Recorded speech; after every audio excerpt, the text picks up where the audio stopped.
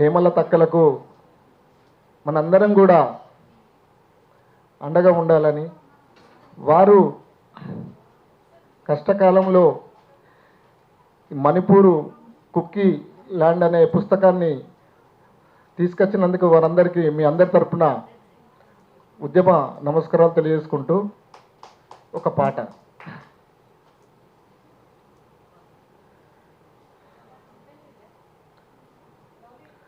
ఆ చల్లని సముద్ర గర్భం, ఆ చల్లని సముద్ర గర్భం దాచిన బడబానలమెంతో, ఆ నల్లని ఆకాశంలో కానరాని భాస్కరులెందరో,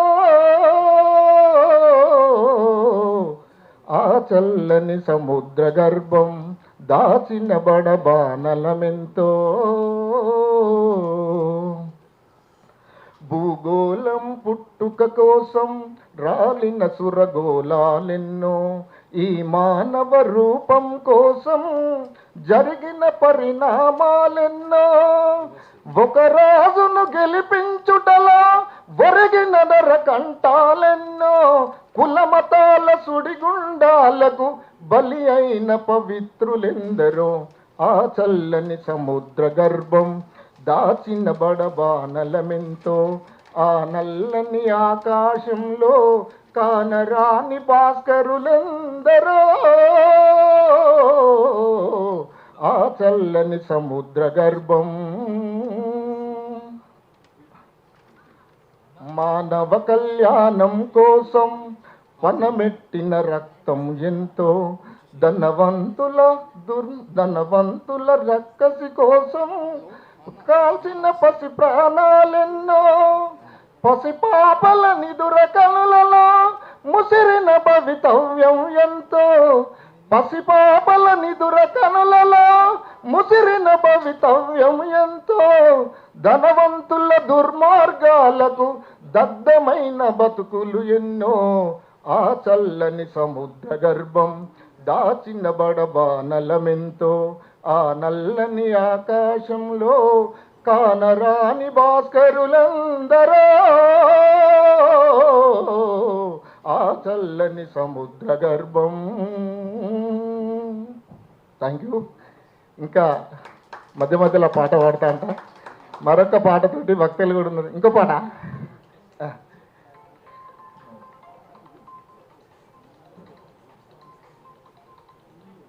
అన్నా నమస్తే.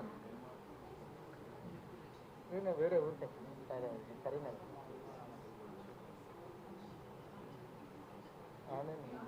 మళ్ళీ మాట్లాడారు మీటింగ్లో. మళ్ళీ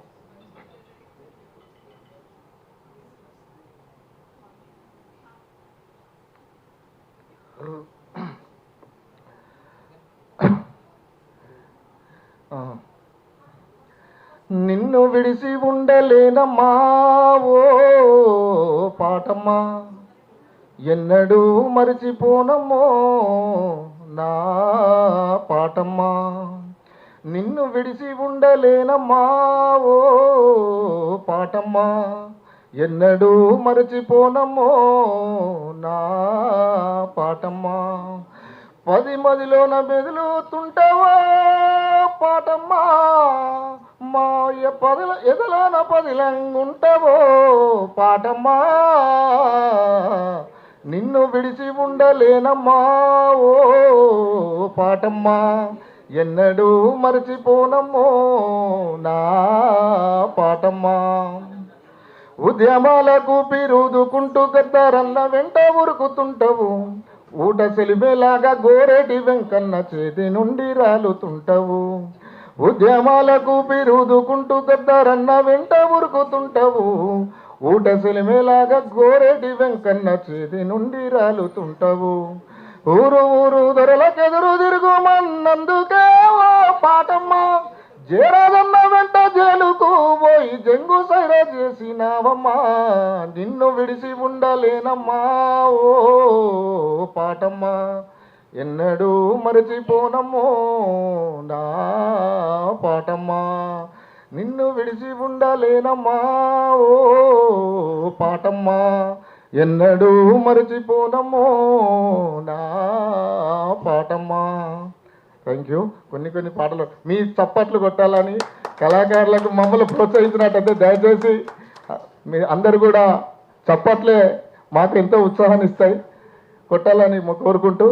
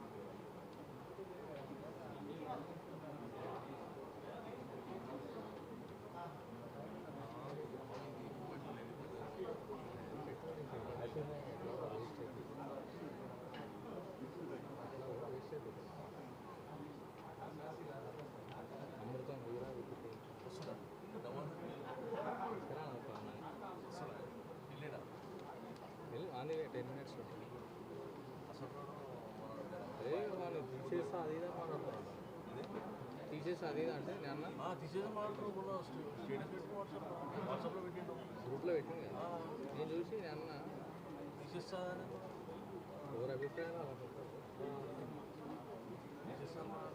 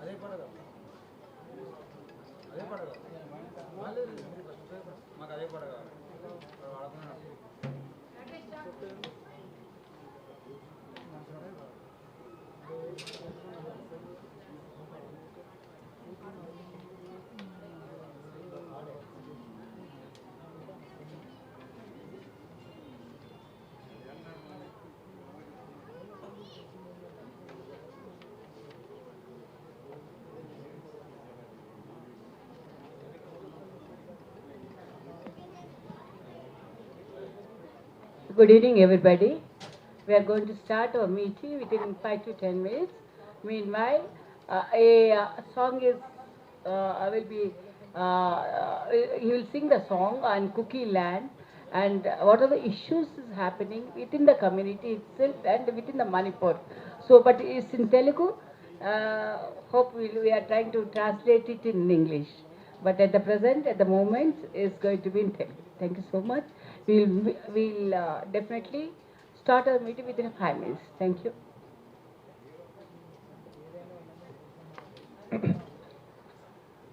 ముందుగా మణిపూర్లో జరుగుతున్న మారణ హోమాన్ని వ్యతిరేకిస్తూ జరుగుతున్న ఈ సభకు వచ్చిన మిత్రులందరికీ అరుణోదయ సాంస్కృతిక సమాఖ్య ఉద్యమాభినందనలు. అయితే మేడం చెప్పారు మణిపూర్ పైన అరుణోదయం నుంచి వచ్చిన పాట పాడాలని. క్షమించాలి, ఆ లిరిక్ దొరకలేదు మాకు టైంకి. అంతకుముందు పాడినాం కానీ రికార్డు ఉంది, లిరిక్ దొరకలేదు. కాకపోతే దేశంలో జరుగుతున్న సమస్యలపైన మొత్తం కలిపి పాడతారు. ఇప్పుడు అరుణోదయ సాంస్కృతిక సమైక్య తెలంగాణ రాష్ట్ర అధ్యక్షులు కమ్రేడ్ మల్సూర్ అన్న పాడతారు.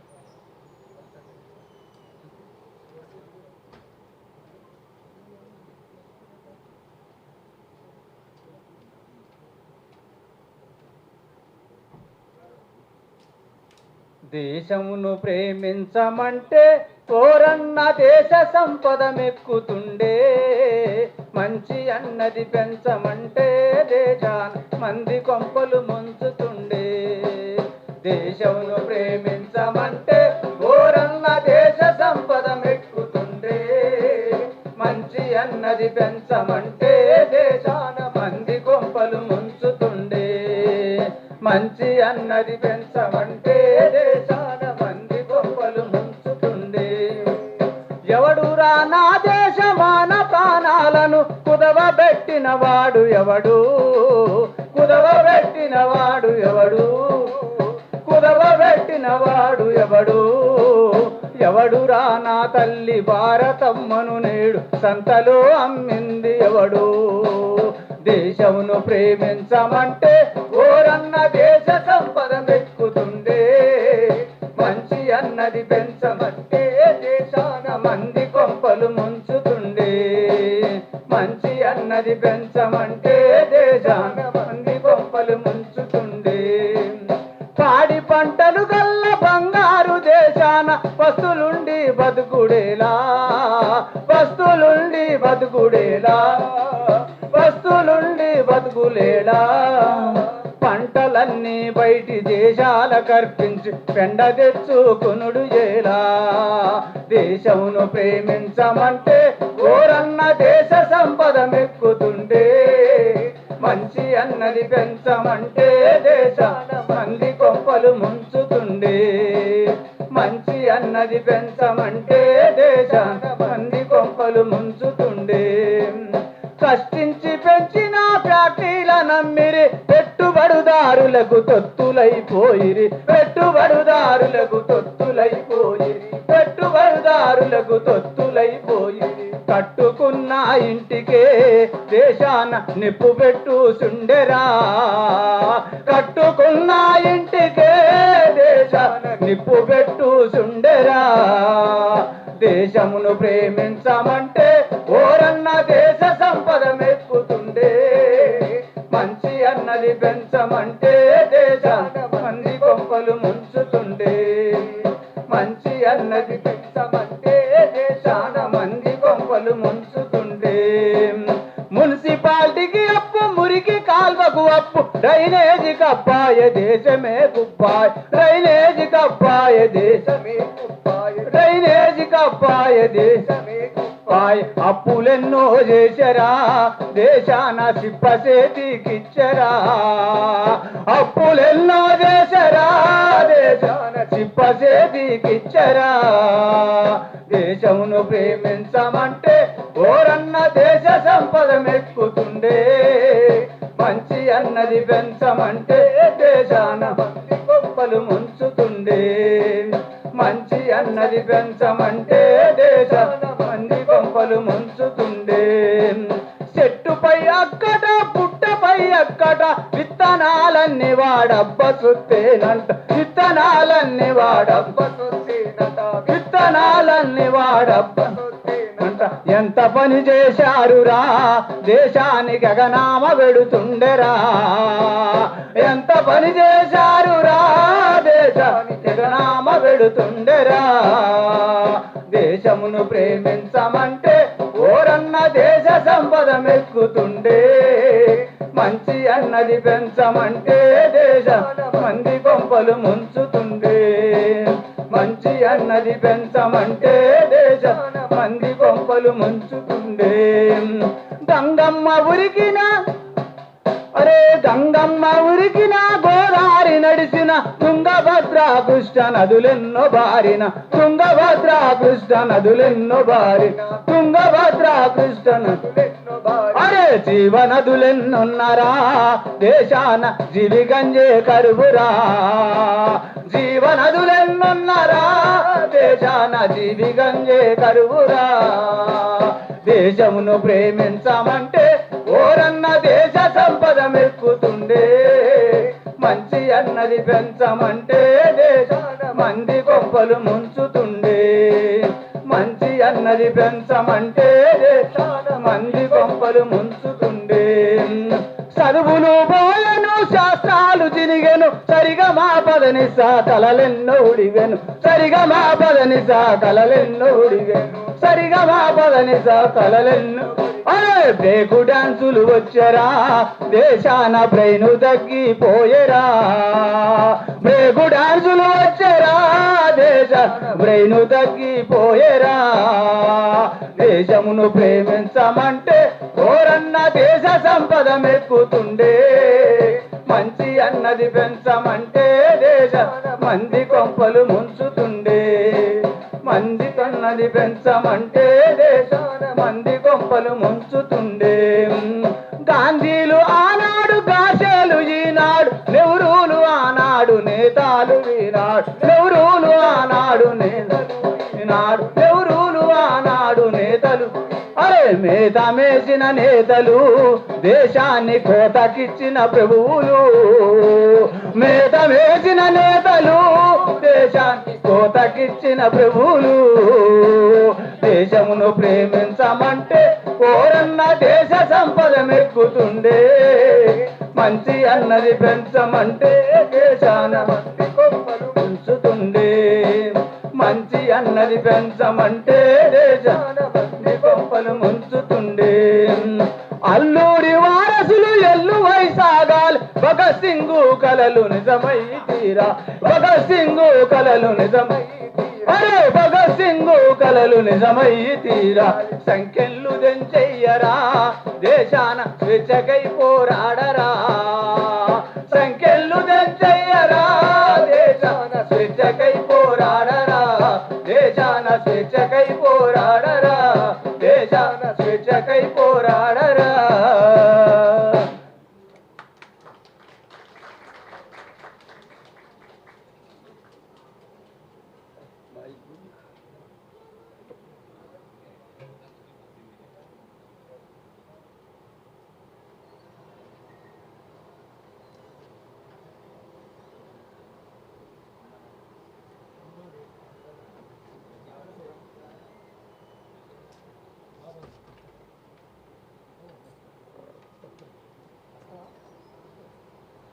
My heartfelt welcome to one and all. Shalom! Jai Bhim! The shalom meaning is a Hebrew word which indicates peace as well as justice. It is generally used in all the churches to show their unity as well as obedience to their commitment. So, my dear friends, here from Kuku community, as well as intellectuals, everybody whoever is attending here. So, I personally request our chairperson, Professor Haragopal sir, who is a philosopher, guide and friend to our committee. Committee is called as Praja Udyamala Sangheebhava Committee. That is Solidarity Committee for People's Movements. Why so? The reason is we are all in different professions, but we would like to contribute ourselves to the communities in India against injustice. So we formed as a group and we requested Professor Haragopal and he readily agreed for it. We are thankful to him. This Solidarity Committee for People's Movement, I request Professor Haragopal, please take your seat. So this Solidarity Committee for People's Movement started in 2007 against the destructive development of the society, of community, or we say in Telugu, Palaka Vargalu. This, we are been working in the different states like Chhattisgarh, Madhya Pradesh, Telangana, Andhra Pradesh, and wherever there is a struggle, Goa. And of course, there are cases against our members also, because we are working, we have been working with the people. This is a bit history of our society, our community.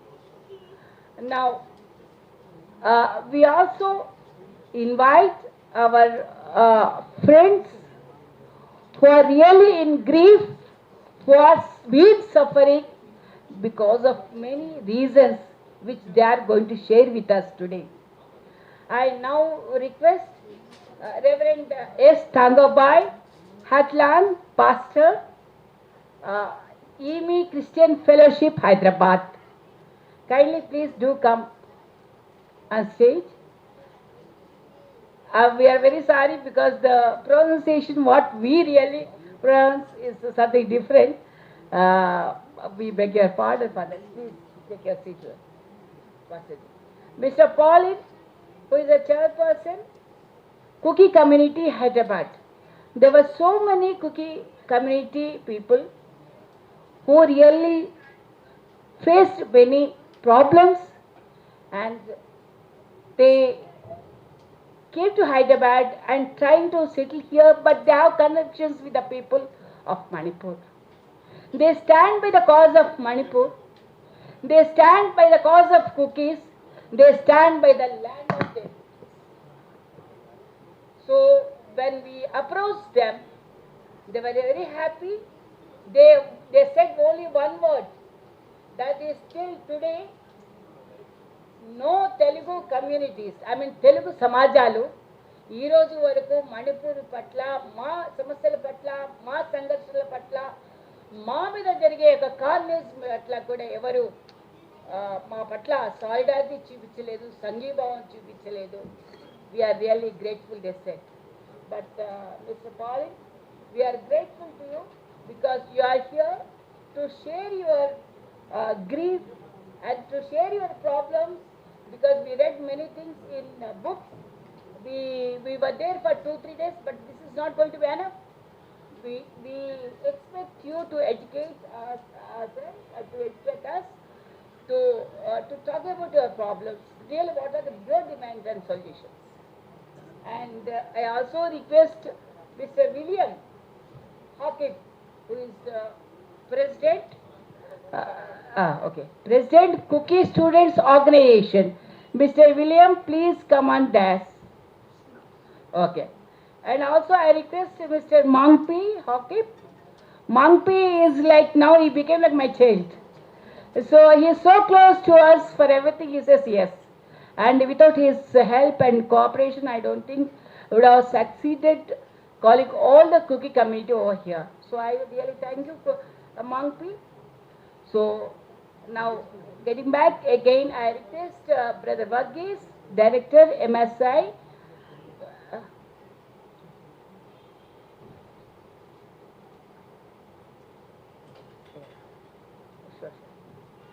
So I request Brother Varghese to come on to the dais, because Brother Varghese is well known for the social issues, and he stands with the people and wherever there is a suffering. Now, I really surprised to know that when Brother Varghese, when we were talking about the Manipur Sangheebhava and the solidarity, he said, Hema, do you know, we already trained 50 people of cookie community in World City. So I was really happy. Welcome to DAS, Brother Varghese. And now again I request Mrs. Asha Jyoti ji, please to come on to the DAS.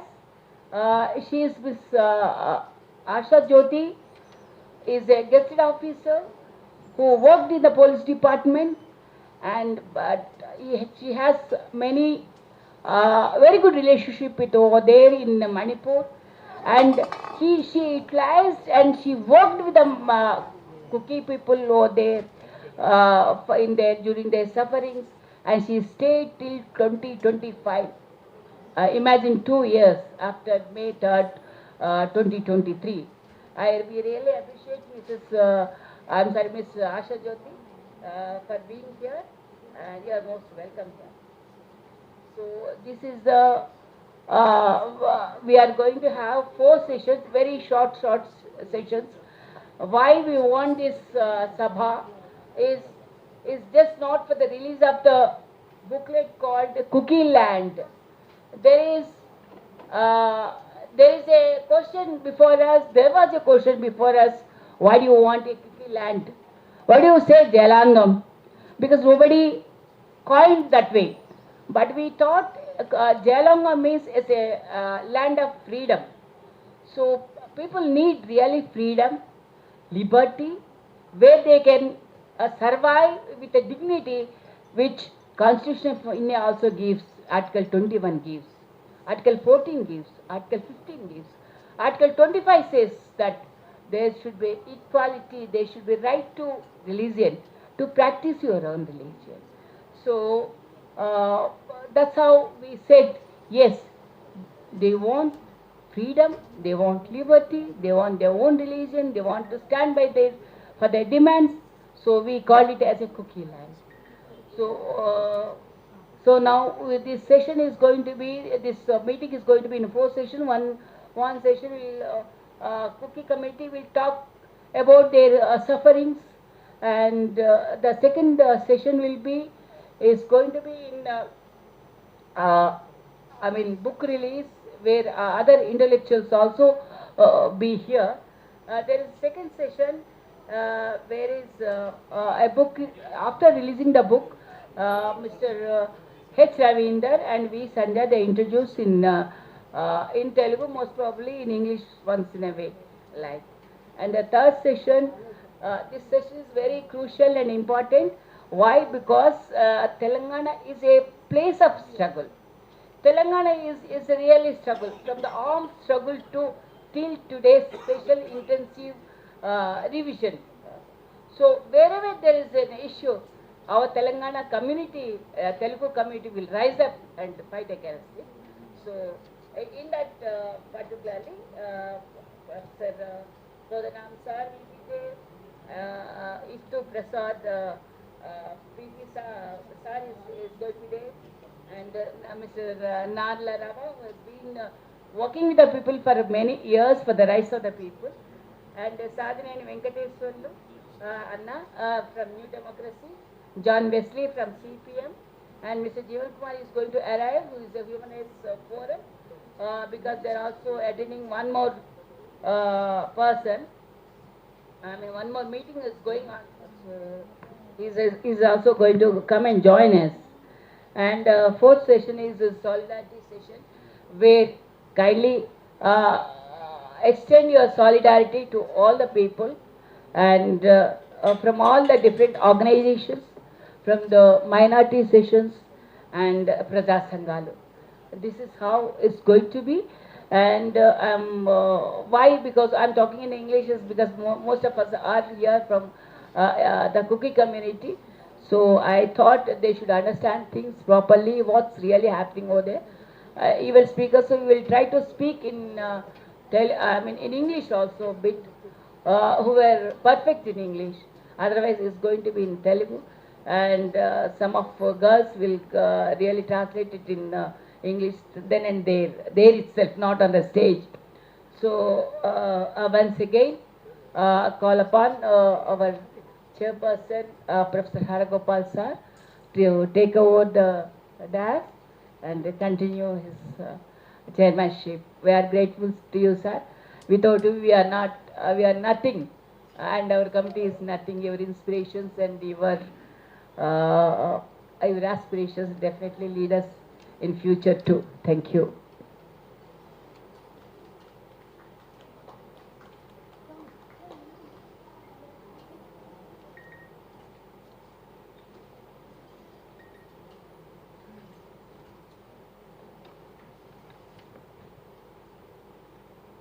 Friends, we are meeting this evening to discuss one of the human tragedies that's happening as a part of our own national experience. Manipur is being treated almost as a laboratory for what we call politics by other means.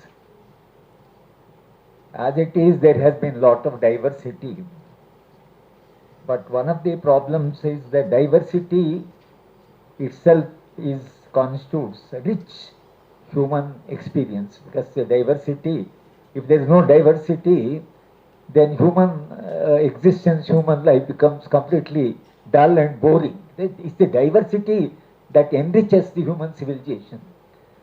But unfortunately, our experiment in India is somehow bring certain uniformity or unity, whatever we may call.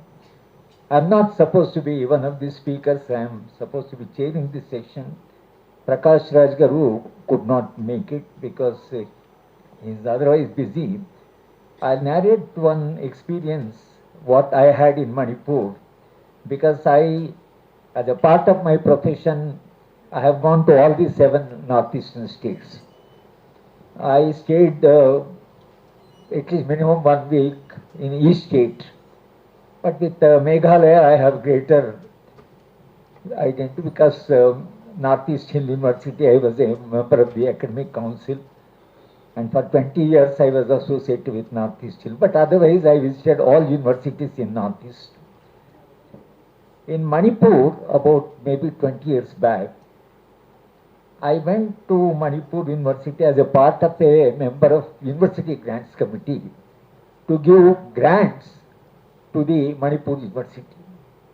We were 11 members committee. The minute we landed in Manipur, we were put in a Z category. and there was a lot of police in front and in the back. We were taken with lot of security, and our hotel where we were staying, it was about 100 police constables for guarding the hotel and our security. Once we entered the university, the slogans were UGC dogs go back, Indian dogs go back. This is an experience which normally university grants committees never experience. See, when you go to a university to give grants, to give faculty positions for 5 years, you have a red carpet welcome. From the airport downward till we leave, there is a red carpet welcome. But in Manipur, we had a different experience. We were always wondering why, they are asking, calling us the dogs and go back. There must be some reason. There must be some real reason why they are angry. Vice Chancellor and Registrar Administration, they were continuously were telling us, sir, please don't worry, students are a little unhappy and all that. Then we started telling the Vice Chancellor, we want to meet the students. They said, no. Please don't meet the students because they are very angry, they are very ferocious, and your security is a problem. I said, no. We have been teaching students and we have been in the university system. Students can never be so unreasonable. They can't be so irrational. I said, we'll meet. Myself and teach a woman. We were 11, but both of them, because woman was from JNU. So women said, no, we'll meet the students. Let's ask why they are angry. We'll go back. If they don't want us to, come to the university, we'll go back. But we have to talk to the students. Then we confronted the students. They were really angry. Anger, I have never seen such an anger. They were hitting their head. They were hitting to the ground. Then both of us went forward and said, look, what is the purpose? Purpose is we have come to give grants to the university, faculty positions. We have come with a positive purpose. If you want us to go back by evening flight, we'll go back. But who suffers? So try to understand the purpose of our visit. Then we said, why you are angry? So the anger was, very interestingly, Manipur was a state university. And it has become a central university. Now normally when a state university becomes central university, people are very happy because grants are more and they become national universities and all that. Then we asked us, what is the problem? If it has become a central university, why are you so angry? Then the reason was, before it became a central university, the reservation for the tribals was 37%. And for Dalits, about 3%. That was the reservation, state reservation. Once it became a central university, the reservation from 37% became 7.5%. Because that's the national policy, it's a national university. So all central government, the reservation is only 7.5%. And for Dalits, the reservation is about 15 to 16%. So what happened, once you implemented that policy of reservation, Dalit reservation has gone up to 15-16%, and tribal reservation has come down to 7.5%.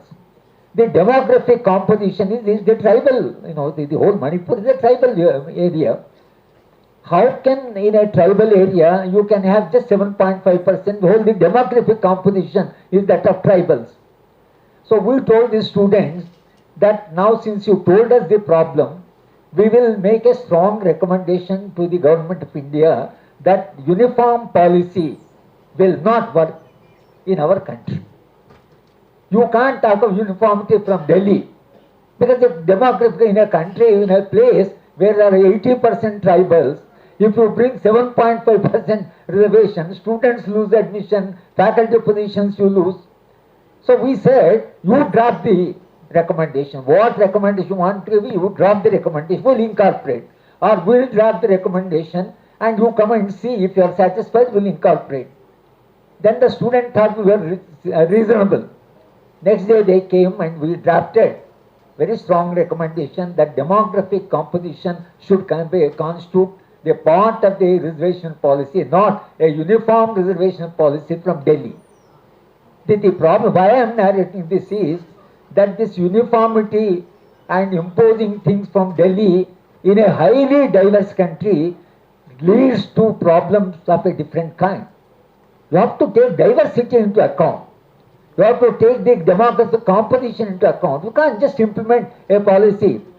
So therefore the problem from the Delhi is that they think that India is one and India is uniform and all that. That's where the problems arise. Already in Northeast, there's so many ethnic groups. Every time I go to Northeast, because with Meghalaya I was associated for 20 years, there is a new group, a new identity emerges. Khasi students, of course, they are very powerful. But the Khasi students versus the other tribal groups, it's a continuous problem. And one Vaishnava was shot dead on the Northeast University. The strife is very different. And therefore, today, whatever is happening in Manipur, there is a diversity, there is ethno-nationalism, there are a lot of concerns. Now, how do you deal with it? How do you deal with the diversity? Now, if you have to deal with diversity, your politics have to be very accommodative, very considerate and very concerned. With a lot of concern, you have to look at the problem. There has to be continued dialogue with the people and the dialogue among the people. That's only the way.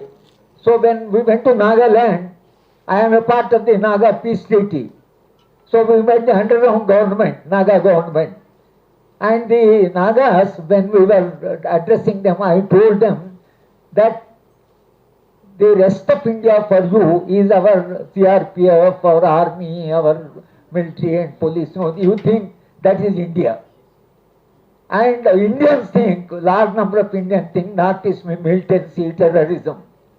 But I said no. There are large number of Indians who love you. You don't think that only our law and order machinery, our forces are the India. No. India is, different. There are many people in Telangana who love you. Similarly, I saw several, the families where we go and meet. You feel that you are a member of that family within no time. The beauty of Northeast is you go to any house, you are so welcome. It's not that they will be angry with you, they will shout at you. Now this whole love, affection of the rest of Indians and our concern for the Northeast, and also the Northeastern people, the quality of the human beings and their concern, the way they show affection is something very remarkable. I think that's what rest of India should understand. Whatever is happening in Northeast, as the book mentions, it hurts you. It should hurt you. It's a human tragedy.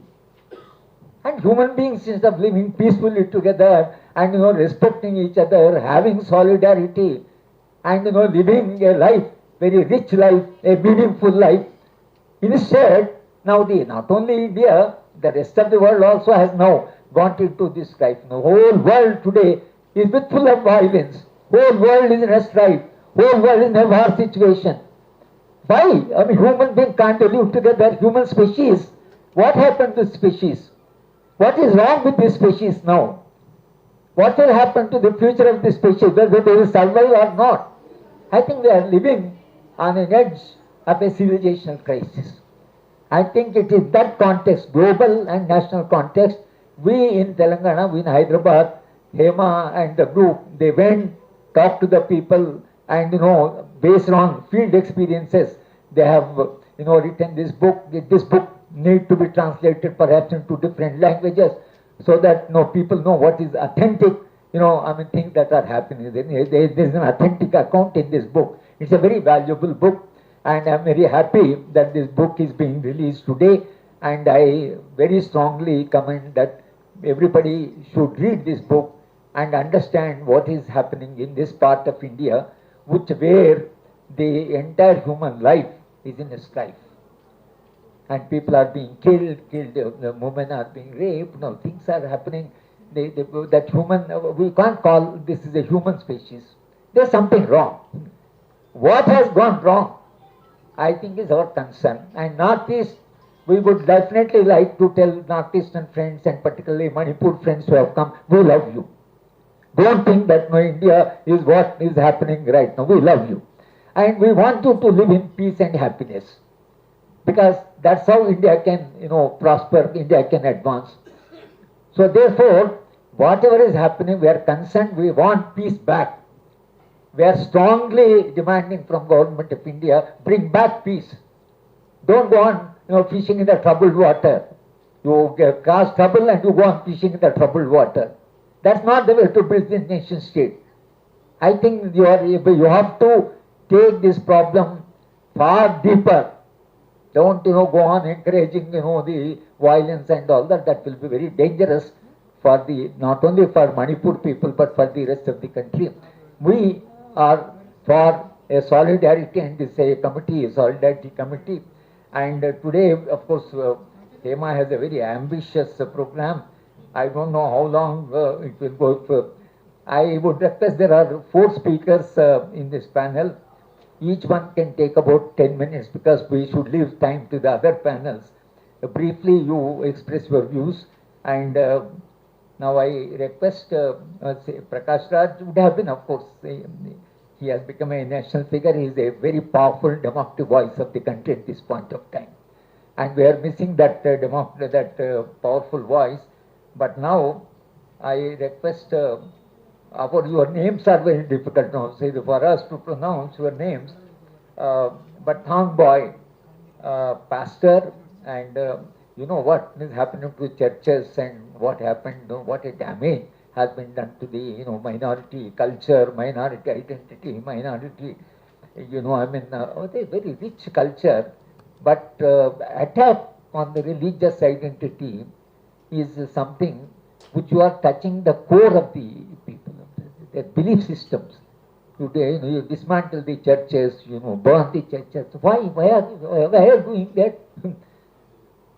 Can minorities live in this country? Are they not a part of the our own civilization, our culture? Are they not part of the, what you call a nation state? If you call a nation state, if you are there a part of the nation state, why these things are happening? I think these are some of the very serious questions.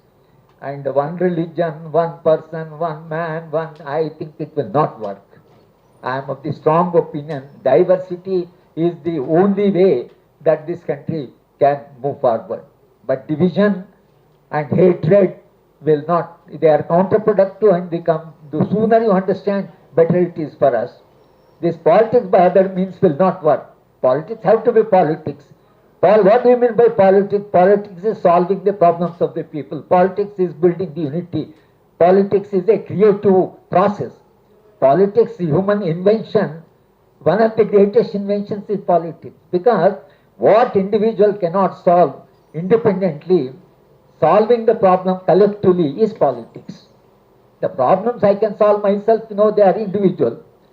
But the problems which are beyond us, there is a political process solving that problem. Politics, therefore, is a creative art of solving the problems, and we want that type of politics. Very creative politics we want, not politics of division, politics of hatred. Now, with this, opening remarks, now I request Pastor to share your experiences. Sir, about take 10 minutes. Sorry to give you less time, but no, that's it. Don't be very manage.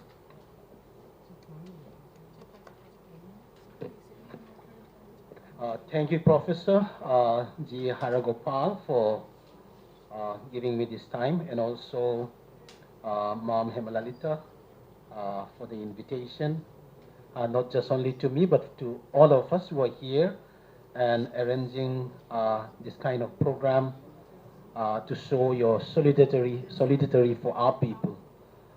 And this time I want to take opportunity to thank all of you who are here. At the same time, to people of Telangana and Andhra in particular, for being with us through thick and thin during the past 3 years. You have been with us, and I know that many of you have visited Manipur, especially many churches came with relief and so many other things. And you have spoken out for us when our voices were suppressed, when the media was fully controlled by the state, both in the center and even in the state, where people like you raise your voice and speak on behalf of us so that the world can know what is really happening to us. And you were not just simply showing your sympathy and empathy, as I said. You were standing on our behalf where we can't stand on ourselves. And you have been doing that job for the past 3 years. And this has been almost 3 years. Many are already tired. But I really appreciate and congratulate this Solidarity Committee for People's Movement for continuing this kind of program, raising your voice, and particularly coming with a book called Kukiland. You know, these days, as I mentioned, most of our media giants are fully controlled by the state.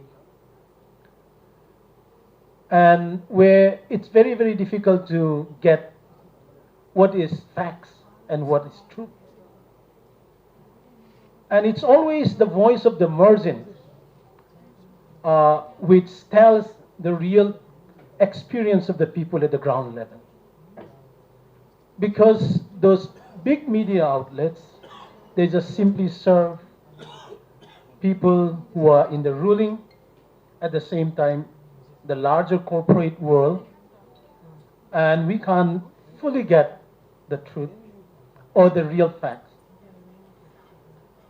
I think it was only after like 2 months that the Archbishop of Imphal stated that in one of his reports, saying that within 48 hours of the violence, more than 250 churches in Imphal Valley were burned down.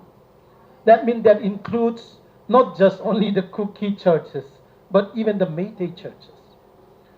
And during the initial stage, it almost came out like a communal completely in that way. And that kind of sort of things were controlled by the state, and people outside didn't know about it. But it was only after the Archbishop of Imphal made his report, then the world came to know about that kind of facts. And even Prime Minister Narendra Modi, he spoke out about Manipur only when the 2 ladies were paraded nakedly. I mean, when that video came into surface. Until then, he didn't speak even a single word Manipur. It was only when such kind of things came. And we know that such kind of things were even at the hands of the government. They know, they show, and even if FIR were already filed within 2-3 days after that incident, but the government never spoke out anything, or people in that area. But later on, as I said, it was people outside of the mainstream, or people in the margins who were speaking it out. And today, even as I'm not a political, as you know, I'm a clergyman, but one thing which I learned from this Bible, the scripture, many people think that the scripture or the Holy Bible came out or written by the champions or by the Roman governments or something like that, or people who are in that level. But in reality, it came out, it was the voice of the margins, especially the Old Testaments. It was written during the exile, when they were transported into exile, completely like as an animal, and they were in Babylon. It was compiled and edited and composed, many of the parts, during the time of exile. So it was the voice of the margins, crying out for justice when they were completely oppressed and suppressed. At the same thing, the New Testaments, most of the New Testaments were written in the 1st century AD, during the Roman persecutions. It was during the Roman persecution.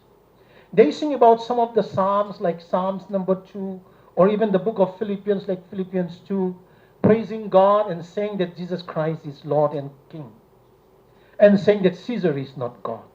That's the way how they protest against the mighty Roman army.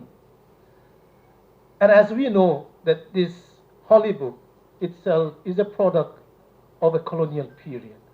And as we know, it is the voice of the margin, the voice of the voiceless.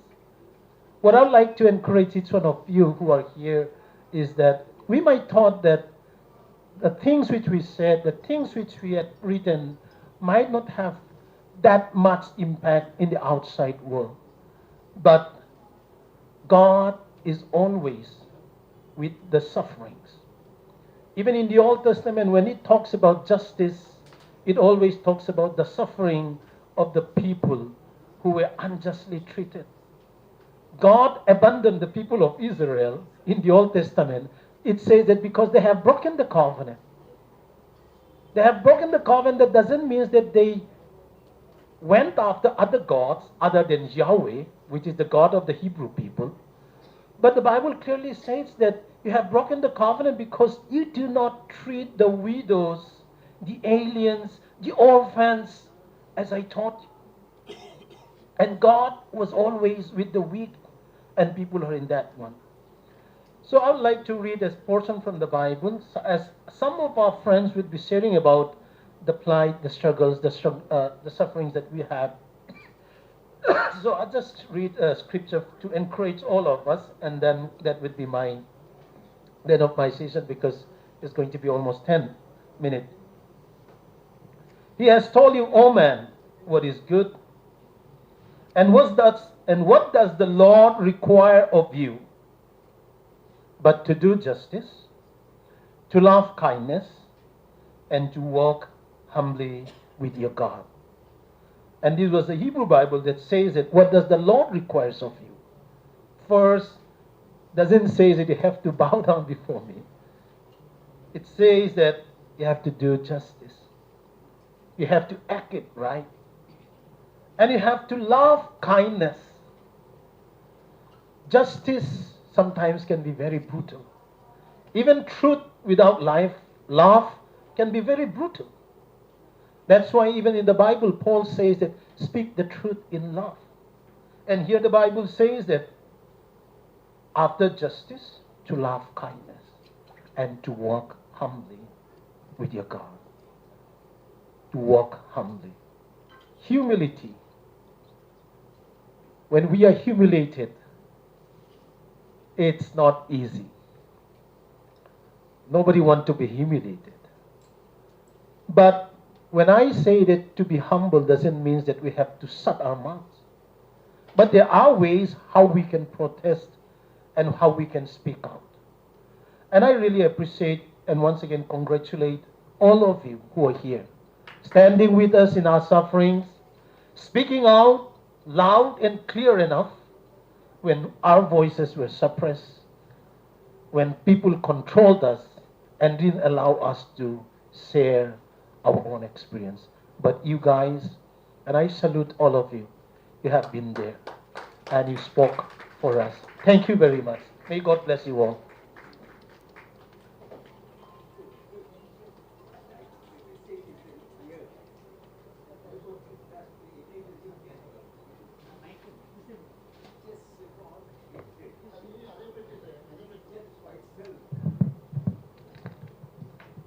I don't think any religion preaches hatred.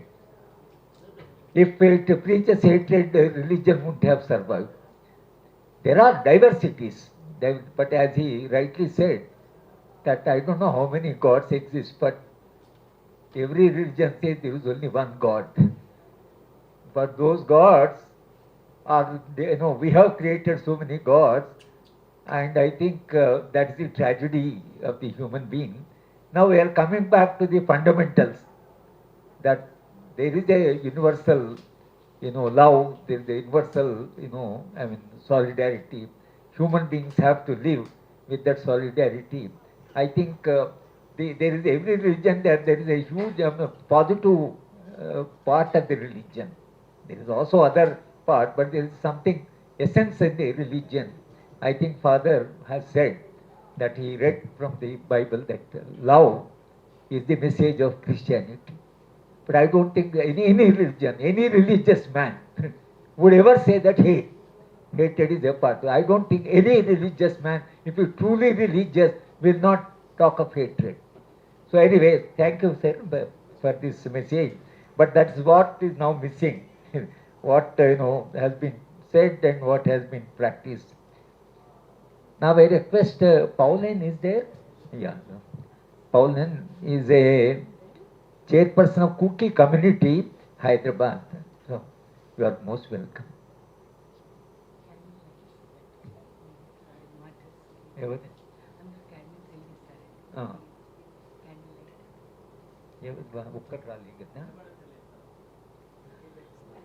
అది candle light ఆ, వెలిగించి 2 నిమిషాలు మౌనం చనిపోయిన వాళ్ళు martyrs కోసం ski martyrs కోసం 2 నిమిషాలు okay, మౌనం okay. Candle light. Okay, okay. We do observe now. Yes, yes. Yeah. Anyway, for those cookie martyrs who have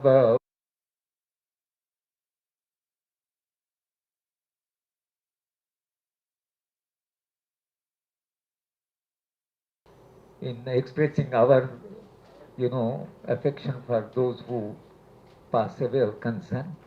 So, our condolences, for those who died in this strife.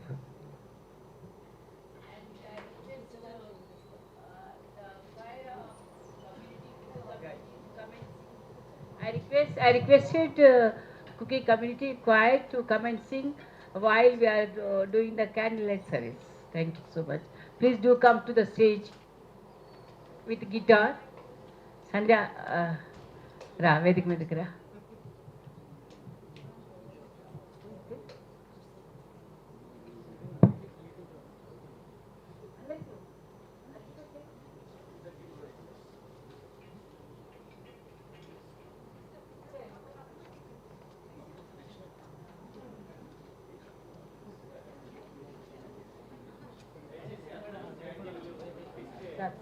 Light ఇది అయిన తర్వాత book అంటే release చేసేస్తాం రాసి పెట్టి వెళ్ళిపోతుంది.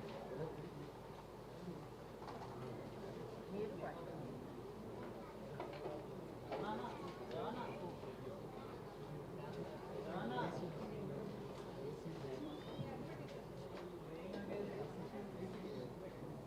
Fans fans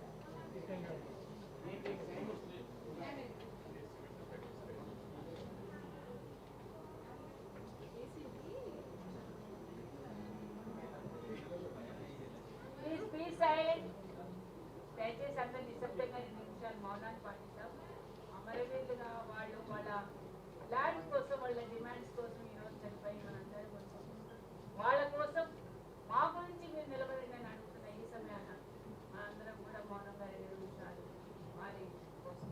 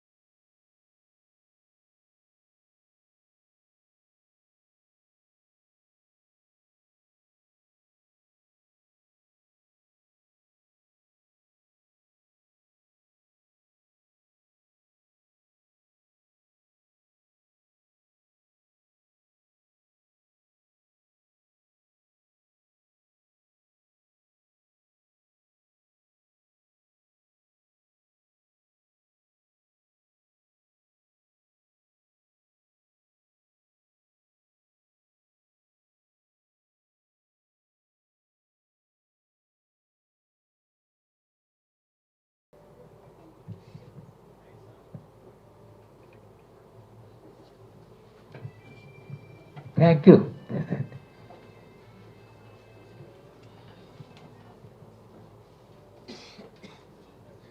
Pauline is the chairperson of Kuki community in Hyderabad. We request him to release the book and also speak on this occasion.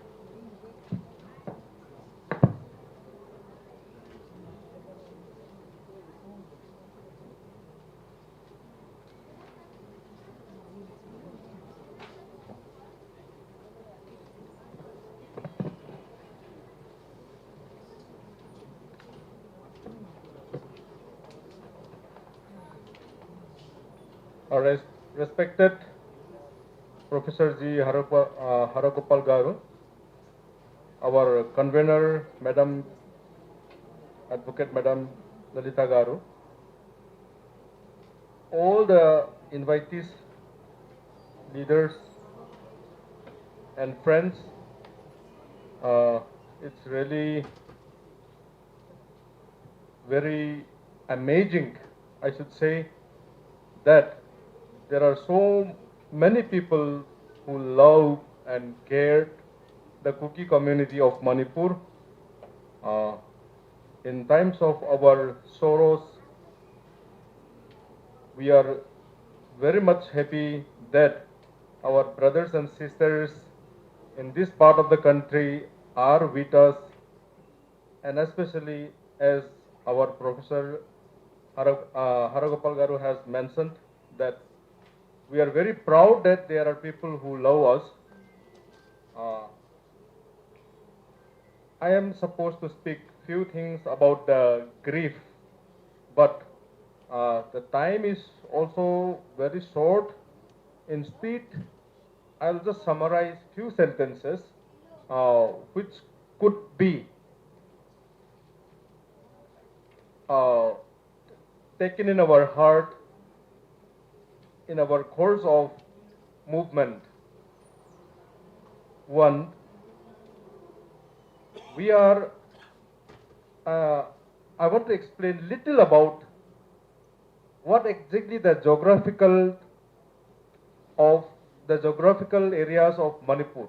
I'm not going to talk about the statistic part. Manipur is basically hill areas, and in these hill areas, roughly 8 to 10% is a valley. The remaining is completely hill. The Kuki people are mostly living in the hill areas. Number one. Number two, present day mode of transportation like flight, aeroplane, airport, and present day medical facilities, hospitals, and media houses all are situated in the valley. So let us say there are two circles. One is a bigger circle, another is a smaller circle. Smaller circle is in the center where the Meiteis are settling now. The smaller circle, that means the inner circle, is the circle where the Meiteis are staying. All the hospitals are there, all the the airports are there, the state bus terminal is there, and secretariat, government secretariat, government department offices, commissioner's office, secretariat, everything is within that inner circle. So let us visualize like that. So Manipur has two circles. One is inner circle, the other is outer circle. The Kukis are in the outer circle. The Meiteis are in the inner circle. Let us take it that way. Unfortunately, we got a fight. They said it is our mistake. We said it is their mistake. It is going on, as you all know. It has been going on, and it is going on. In the very first few months after May 2023, we were caught at surprise. We just don't know what to do. We just don't know what to be done, whom to approach, what to speak, anything. We become just like that. After that, this because of the we don't know what is the force which is driving us, what is the force which is driving them, what do they want, what do we want, we just don't know. Just like that we were fighting. Ultimately, we were chased out from the state capital. Roughly 20,000 families, by population around 60,000 human beings are driven out from the state capital. So these things we all know, we have come across in the paper as well as in the visual media, social media. We have already seen these things. Now, the grief that we have faced is, first is we left around 20,000 houses and land within the inner circle that is called the valley area. Coming to the point which I would like all the participants here to note today is the narratives. This is one of the most difficult thing that we are bearing in our mind. As our pastor Thangboy has already spoken out little bit about the media part. The media houses are all situated within the inner circle, that is the Imphal Valley area. They are controlled by the, he said that they are controlled by the government. I want to add it more that they are controlled by the government as well as our adversaries or the Meiteis. Since the media houses are the only sources for the remaining part of India to know what is happening in Manipur, so media reports are 99.9% false to us. We consider that the media reports are 99.9% false. I want to repeat, the media houses are reporting things which is not at all correct from the cookies point of view. Please note at this. Tomorrow it may take a little more time to prove them also, but I'm on this very special occasion, I would like to sow the seed that should grow in your mind.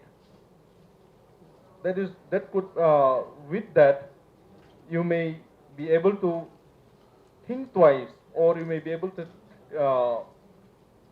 develop an idea what exactly is happening there.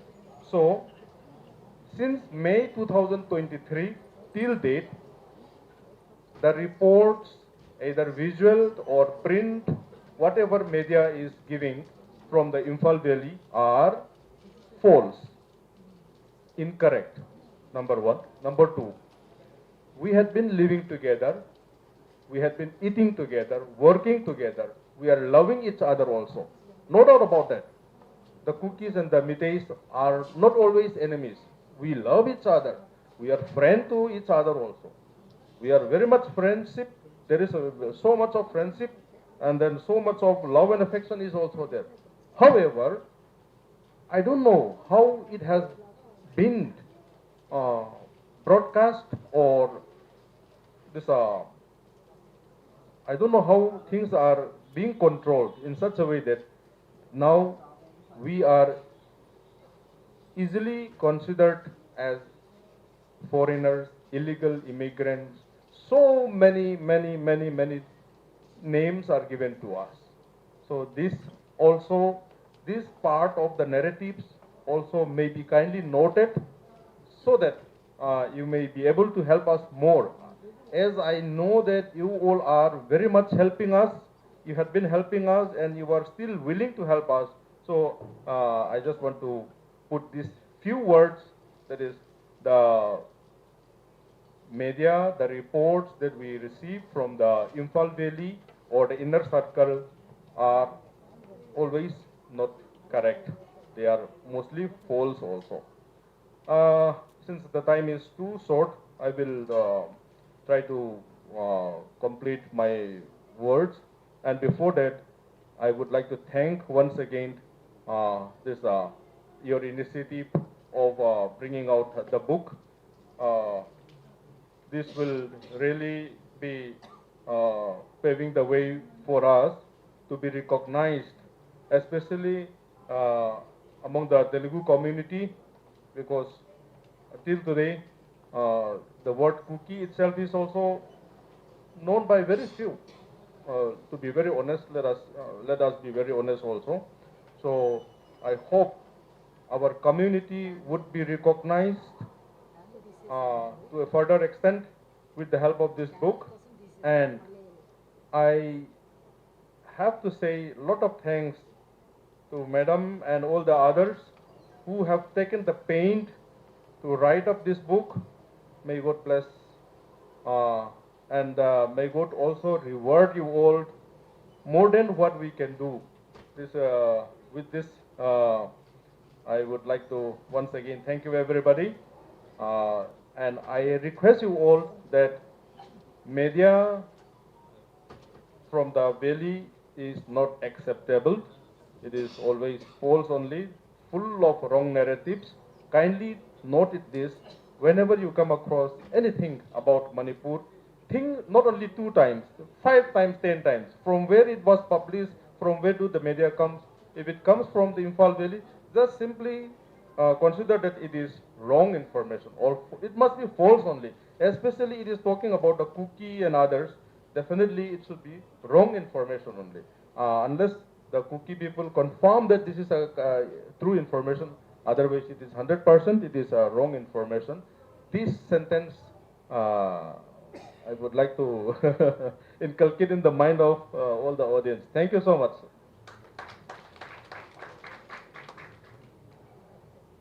as he rightly said, that Meiteis and Kokis can live together, and he said that it's not that they hate them. The problem is if it was left to themselves, I think they would have been able to resolve it. If there was a dialogue, that would have helped.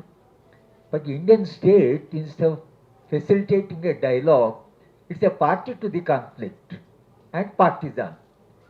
That made the situation much more complex. That how do we get out of this whole situation? Because they want, the experiment is that Northeast, the earlier situation was they were fighting with the Indian state for their autonomy, for protection of their rights and all that. Now they are fighting among themselves. And the Indian state is going on encouraging this type of conflict. That has become very dangerous. And how the situation will be resolved, I think all of us are looking at it. But still, the civil society, both the sides, must enter into a dialogue. That's the only the way. Perhaps we can solve this, or we can circumvent the present situation. But otherwise, loss of human life, assaults on women, and burning of the houses, displacement, is a huge tragedy. So therefore, we appeal to the mighties, please understand that living together is going to be much more rewarding than the way that you have become a pawn in the hands of certain political processes which are very counterproductive. Now I request William, President Cookie Students Organization. Okay. Hi. Oh, you are a real student.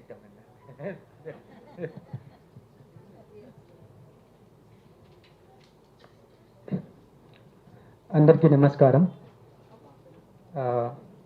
ఒక చిన్న clarification కావాలి.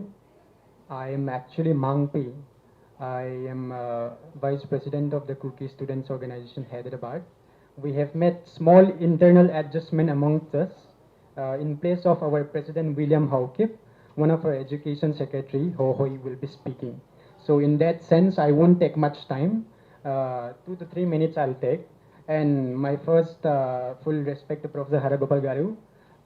He has been somebody who is like our intellectual guru, since I'm from the very same university that he was teaching. In fact, I did attend your lecture with Professor Kodandaram sometime back in 2024, the Aladi Memorial Lecture. So he is somebody that we have been following since long back. So regarding this book release, sometime back on May 26th, I met with Hema Lalita Garu. In fact, I was slightly surprised. Induku ante, what we consider about Manipur violence is that 3 years has passed and many people have already forgotten about it. In the popular discourse, in the media discourse, in the everyday environment, for 3 whole years our community has been struggling. In fact, we have been confronting what our brother called our biggest confrontation, which is the narrative battle that has been set in the public discourse. So in that sense, 3 years has already passed. In fact, I'll just like to give a small statistics which our brother perhaps might have not covered. So many people in tune of almost 300 people. And this is the tragedy of the Manipur violence. Now it has not ended yet. In fact, if you are somebody who is following about this Manipur violence, you just type Google, you just Google it, update about Manipur violence, and everything will be given there. Just few days back, we have seen 3 pastors being killed, right, by the very same people who perhaps call themselves as somebody who embraced Christianity, right? So this is the very tragedy of what I believe the Manipur violence. In fact, it's so layered. It's too much complex, and like from our organization side, from the Cookie Students Organization side, since 2023, May 2023, since the start of the ethnic violence, We have not been sleeping till today, in fact. A lot of our people are being displaced, right? Just as we know, Hyderabad, Bangalore, Delhi. Hyderabad is just one of those cities where few people are being coming. In fact, much of the southern state has been quite helpful for us. I have to compliment that with great lights. Kerala has been quite helpful with us. A lot of our cookie, what we call cookie students who are being displaced are being given free education, are being given free shelter, free accommodation by the government of Kerala, the government of Tamil Nadu, in fact, the government of Telangana as well. So whatever the local people of Telangana or otherwise few other states has contributed even marginally, we have been extremely grateful. Our particularly our organization, Cookie Students Organization, we are a student body first of all, and we have been working for our people since 2023. In fact, just last time I checked about the statistic of the Cookie people who have been coming after the Manipur violence. It's 10 times more than the previous what we used to have pre 2023. Now, imagine if we have 100 people before 2023. Now, that number will go up to more than 1,000.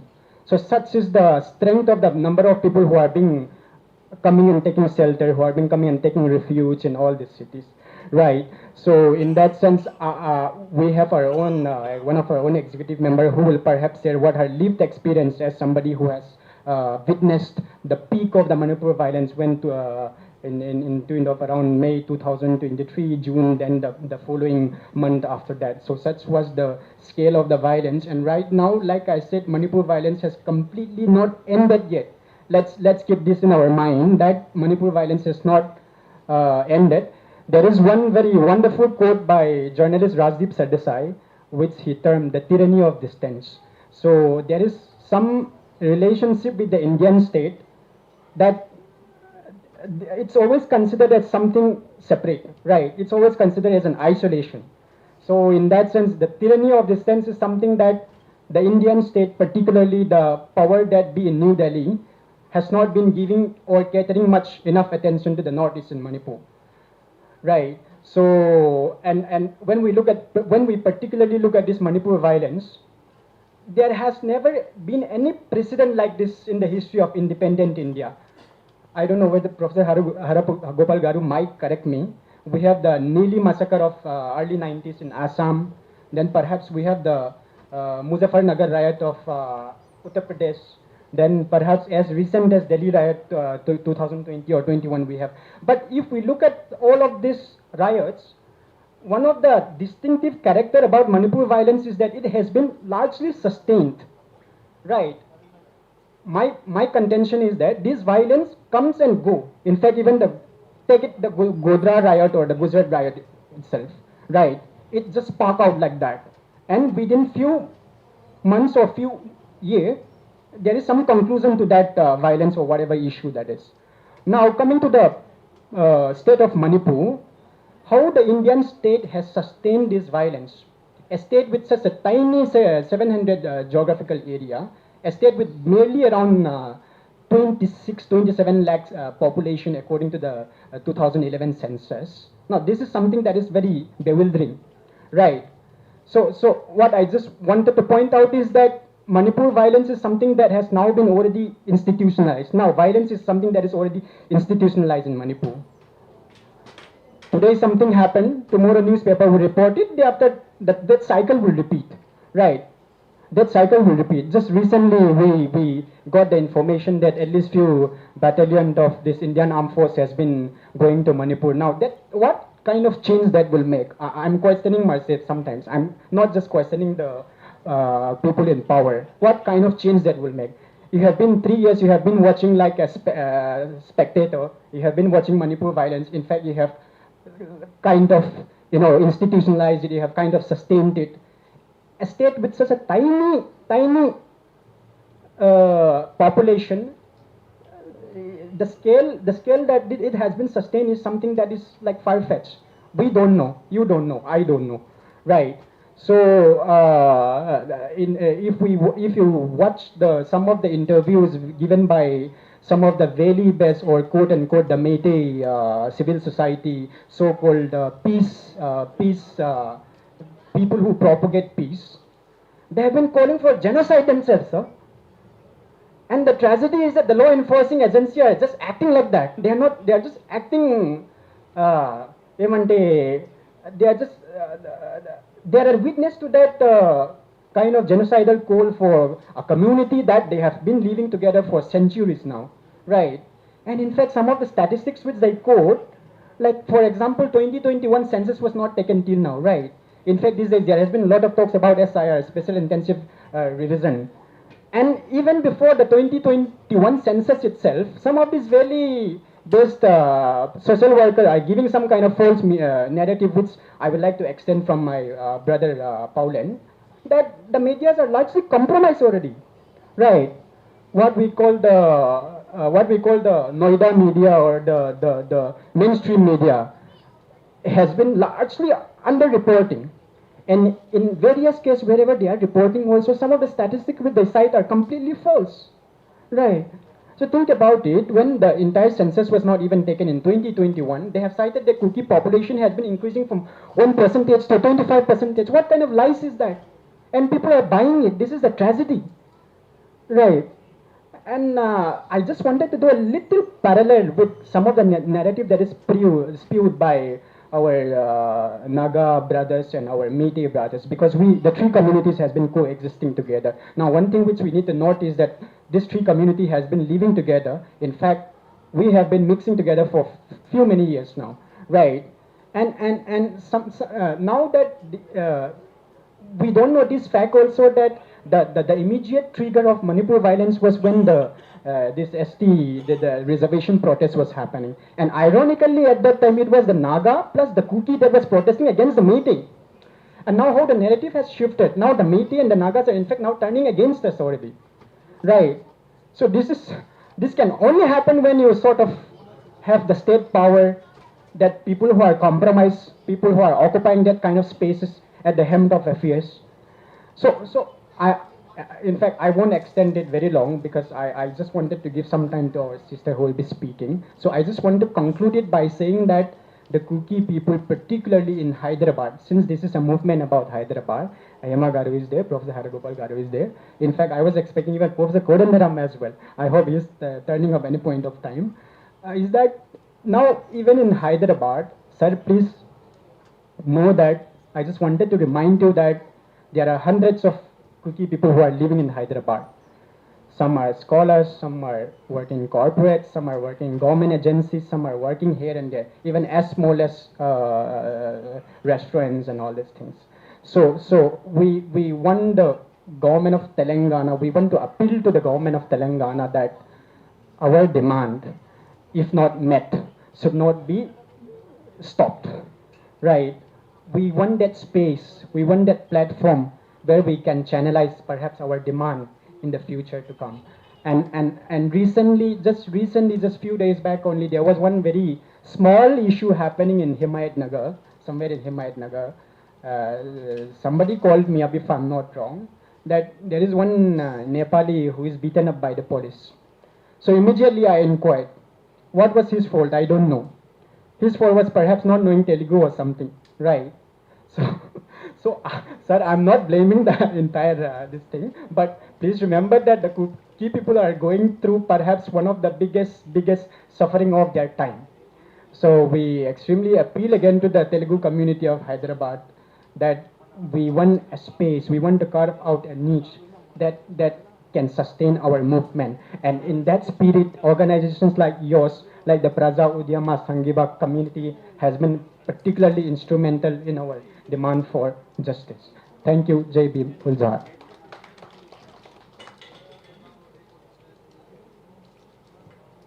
Yeah, I think he was referring to University of Hyderabad.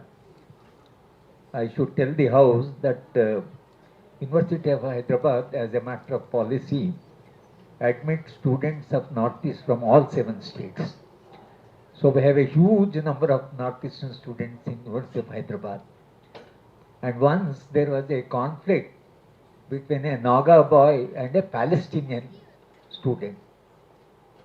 And it became such a big problem that we had to take some action against a Naga student, because he has problem with a Palestinian student. Believe me that students of Northeast, all 7 states together, completely, and they have grabbed the Vice Chancellor, there are hundreds of Northeastern students. Finally it was, my responsibility to resolve. They put me chairman of the inquiry committee and all that. But the solidarity of Northeastern students in Hyderabad University, irrespective of which state they belong to, they come together. And I was telling them as a chairman of the inquiry committee, this solidarity, if you can do in Northeast, you will be so happy. And the, then they also observe a cultural day, University of Hyderabad, one day. All 7 state students come together and perform wonderful, cultural activities. Wonderful, it's so exciting. Almost for about 5 to 6 hours. Each state student perform the culture of their respective state. But put together it's something like a rainbow.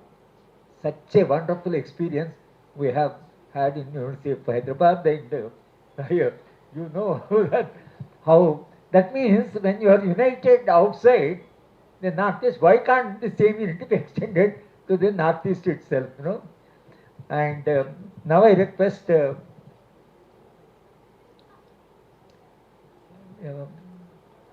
Manki. Yeah, women of Manipur are very, you are so, active that you inspired the rest of the type of resistance you offered the women. The rest of the women in India are inspired by Manipuri women. Yeah. A very good evening to everyone present here. I am standing here on behalf of the Cookie Student Organization Hyderabad branch. Actually, our president, William, had some unavoidable commitments or work, so he couldn't attend the program. And I have the, I, I would like to say I am so grateful that I have this privilege of speaking in his place today. On behalf of KESO, I would like to express our sincere gratitude to the organizers of this event and the author, ma'am, for inviting us to be part of the release of Zalengam. Zalengam basically means freedom land, land of freedom. Hello, hello, is it audible now?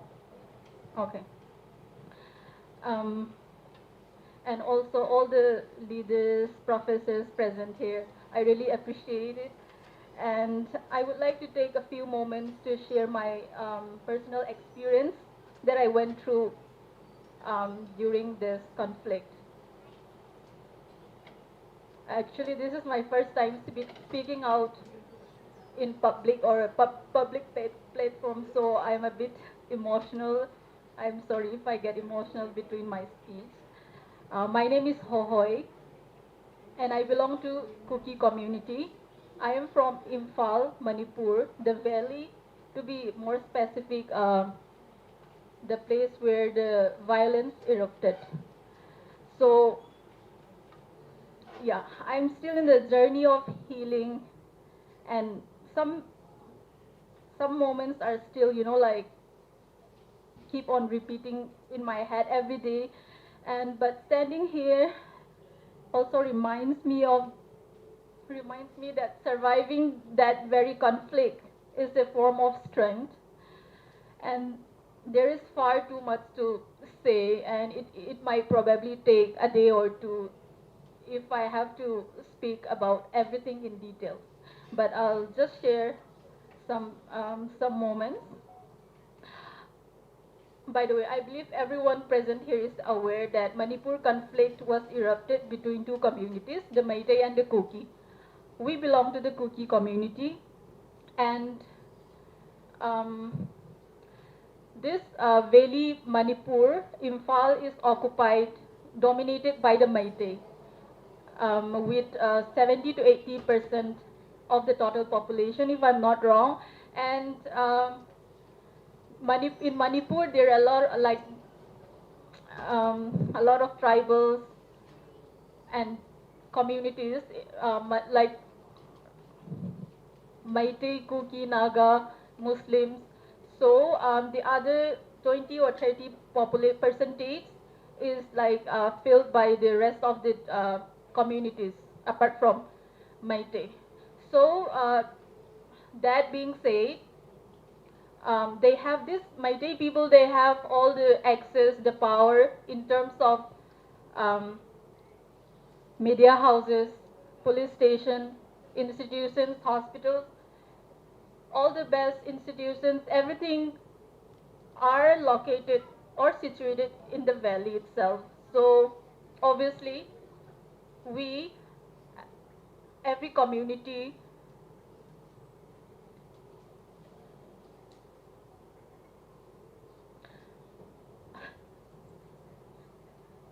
sorry, I tried so hard not to.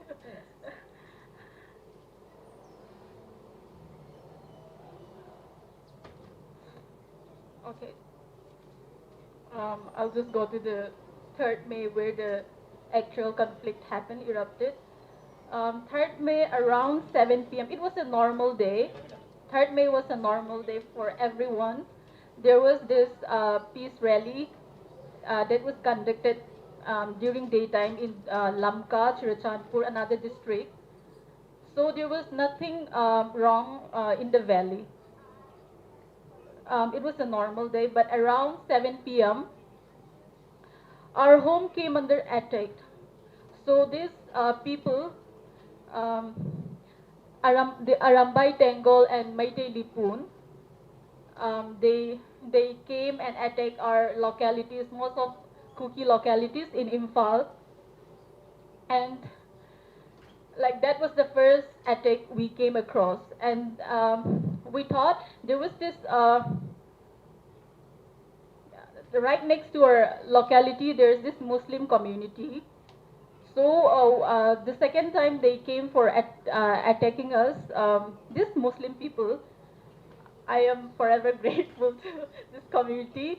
So they told the Meitei people, saying, if you guys go inside the locality now, these people, our people, they have this automatic guns. So you all will be dead by the time you enter, which is a lie, but they are just protecting us. So the Meitei, they were scared somehow, so they went back. um, so by that time we thought, the next day it would be a normal day, back to normal situation. But unfortunately, the CM, the Chief Minister, Biren Singh, belonged to Meitei community, so he had all the, power to stop this situation. At least, if not by that 3rd night, the next day, maybe 2, 3 days, maybe a week or a month. He had all the powers and rights to, put everything in control, but he did not. He denied that because he was the leader in attacking our people, because that was his initial plan to, like kill and kick out every one of us. So the next day we had to flee our homes, and we took shelter near our neighbors, Muslim communities. So from there they started attacking, burning our houses, looting our properties. That's shameful. We were just watching from afar, our houses being burned by them, chanting, they were chanting, kill all the people, Kuki Hatlo, and that that alone was very traumatized itself. So the next day, coming to the 5th of May, uh, fortunately, we somehow managed to escape the valley, but on our way, we were with army convoy. Around 50 to 60 vehicles were there. On our way, we were under the first attack. which was with stones and pebbles. That was scary, but not to the extent, not to some extent. But the next attack happened with, like big objects, iron objects scattered, nails scattered all around the rod, so that they could, so that our tiles could get punctured, if that makes sense. So that happened. We escaped that too. There was a firing. The third, the third attack was, we were ambushed on our way, and there was like this firing from a few meters from the rod, and that was the time I thought, today is my last day in this world. So I just prayed to God, God, if this is your will, we will survive. But then I keep everything in your hands. I have no hopes. I am someone who loves taking pictures and videos and, like vlogging.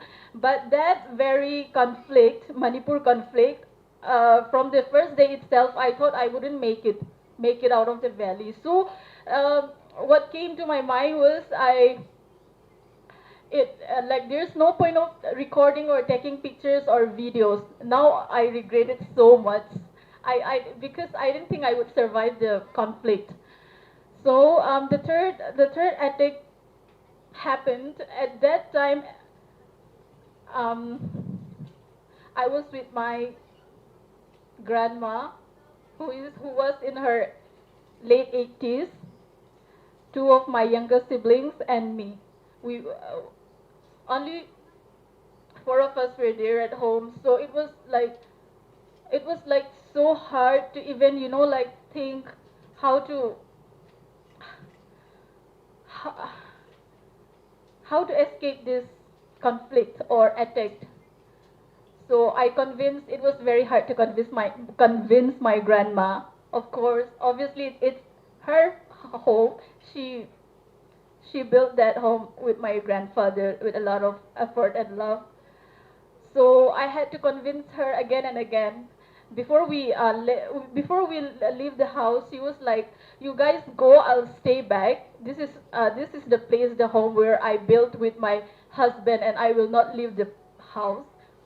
But again and again, I had to convince her, "No, this is not the right time to say such things. We will come back if time permits us."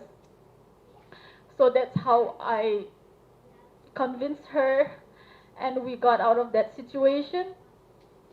And on that very third night, my younger brother, he was already, like, given up on his life. I would say he went out with his friends protecting our locality.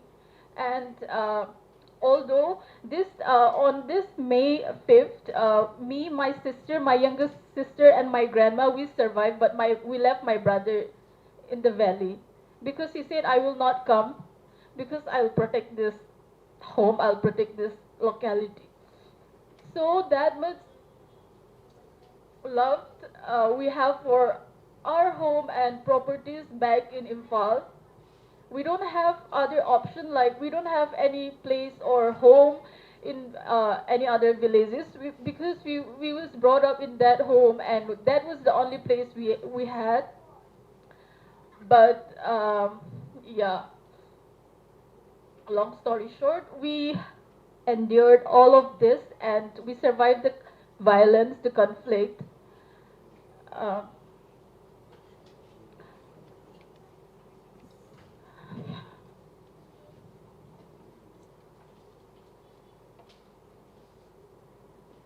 Today, I would like to say to everyone present here that we are the few fortunate ones who survived the conflict or the attack.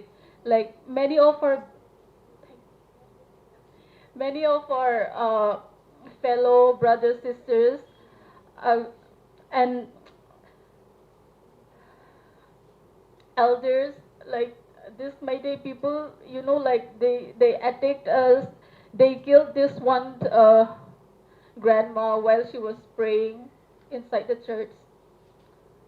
She was shot dead And there was this one brother, David Tate, who was beheaded. And this my day people, they were playing with the head, like saying this, they beat naming us. The right word is not coming to my mind right now. And there were these two sisters who were being paraded naked in broad daylight. Still, there is no justice for any of these incidents or attacks. And also this, uh, I'm sorry. There were so many, incidents and instances that I couldn't recall right now, but these are only like 1 or 2% of the incident or the conflict. It's been 3 years, but there is nothing, no justice, no nothing from government. But today I'm so thankful to ma'am, the author, for like coming up with this idea, coming up this book, because like it's been 3 years and no one is paying attention anymore. But you came up with this and help us. I hope this book will be like one of the ways that will bring peace or justice in Manipur, particularly in Kuki community. We are praying that one day, maybe it will take time, more time, a year or two, maybe 10 years from now.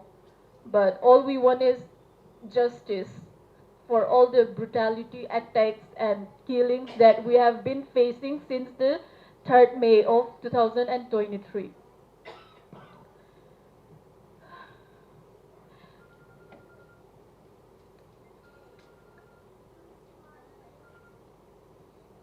So we continue to seek justice and accountability. It is my sincere hope that this book, Zalengam, will help in bringing justice that our community has been seeking for the past few years. Looking at this situation, I would say peace is still a far cry, but hopefully God is there. God can do anything. So we put our hopes in God. And I'm so thankful to everyone present here again. And congratulations to ma'am. With that, I would like to conclude my speech. Thank you.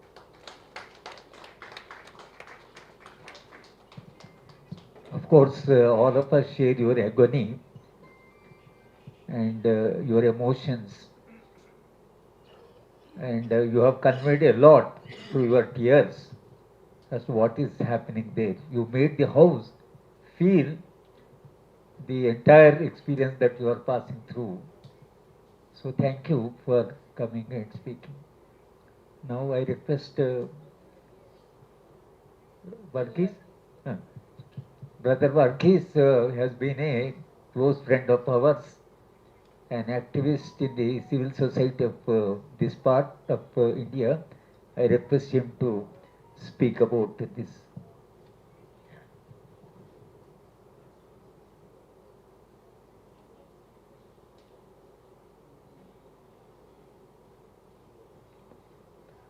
Professor Harababal, Yamagaru, and friends from Manipur who shared your agony so moving, in such a moving manner.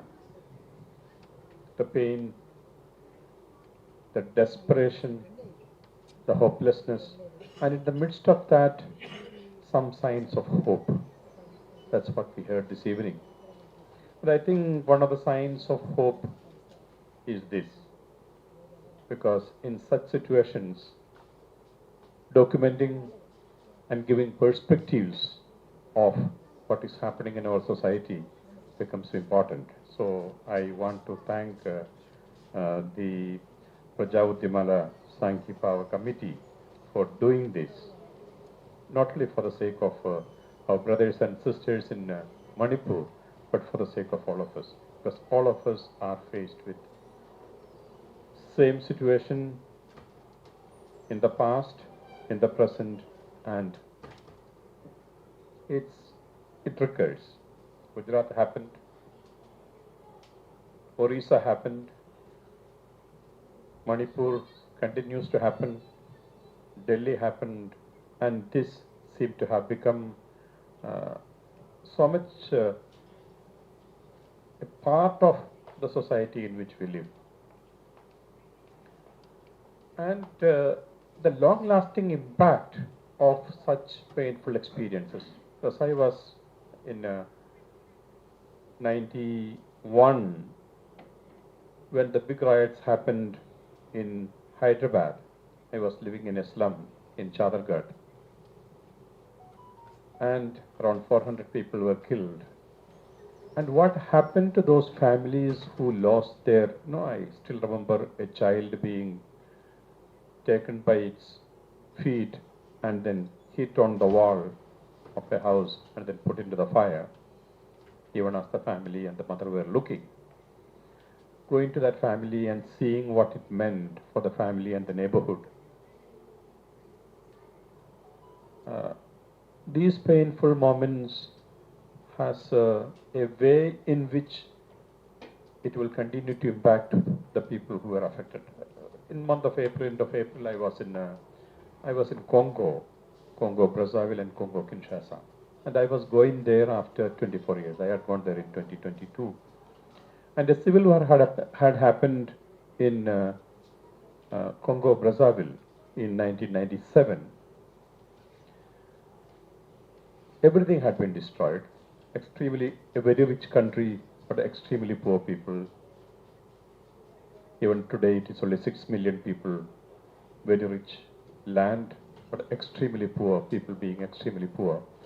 I remember hearing in 2022, when I was talking to people, one of them saying, what is the use of building anything for the future? And they were talking about even cultivating growing a chicken or growing a goat. That was the, and then I went there after 24 years in April. I heard the same echoes. What's the use? Utter hopelessness. And I think it is in this context you so beautifully talked of your faith in God that sustains hope. The words of hope that Pastor read, and I think this is important. And then we live in an extremely crucial stage in our history, in our civilizational history, I think. It's not only just in India, all over the world.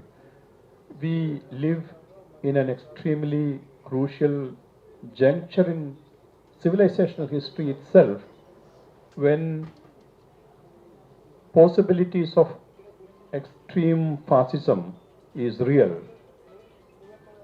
There is also hope of a new uh, a new world being born. Both these are possible at this juncture.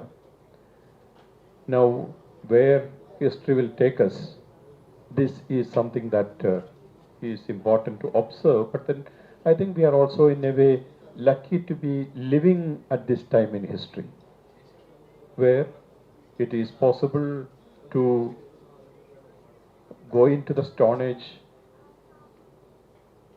on the one hand, and also the possibility of being reborn into creating a new world, a world that is full of hope, a world where love can be real, where compassion, kindness, and humanity can be possible.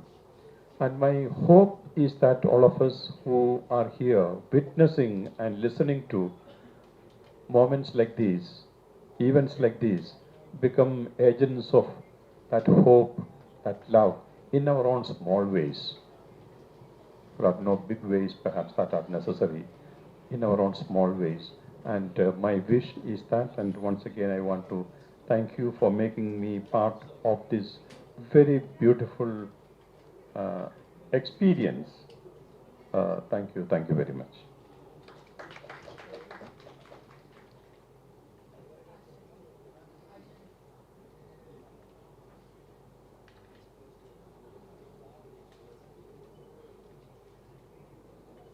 As far as this panel is concerned, she is the last speaker. Then there are other panels. Hope we have some time for them also. Yeah, please. Respected people on the dais, my dear brothers and sisters of great India. This is the time we need to think about what is happening in our country and what we can do as human beings. It is not the time to think what government can do. It is the time to think what I or you as a society, as human beings, what we can do. Every time many of you might have heard about David, called the king of Israel. He went to a war, and when he came back, he found that all his house was looted. Everything was taken captive, his wives, his children, his animals, everything, whatever he had. Nothing remained, and they burned his house. And the people have, we can call it as a rioting situation. Everything is gone. And when he came and looked, only the ashes and dust remained. And people thought, this fellow David, we should now stone him to death. All his leaders thought, this fellow is responsible. So they wanted to stone him, but David cried and cried and cried till he had no strength. Then what he did is, he encouraged himself. So this is the time where we need to encourage ourselves. Life is not what we have lost. Life is what we are endowed with. So with all our tears, with all our fears, I think it is time to rebuild back, build back. And it is time to intervene, to comfort our people, to give them solace, to give them a helping hand, to help our people to rebuild their families, or rebuild whatever is lost. Maybe we need to start with a little empathy. I have been to Manipur on May 6th and 7th, 2023, and it's not an accident that I went there because I wanted to see it. Nobody would like to go to a place which is on gunfire and on it's burning. But I was inspired to go there. A voice told me to go and see there, so I booked my ticket. I did not book my return ticket. I just booked my ticket. Seeing that how long I have to be there, I did not know. And I went not knowing where I will stay, not knowing no idea. I just went there. When I came out, I landed at around 12 o'clock at Impal airport.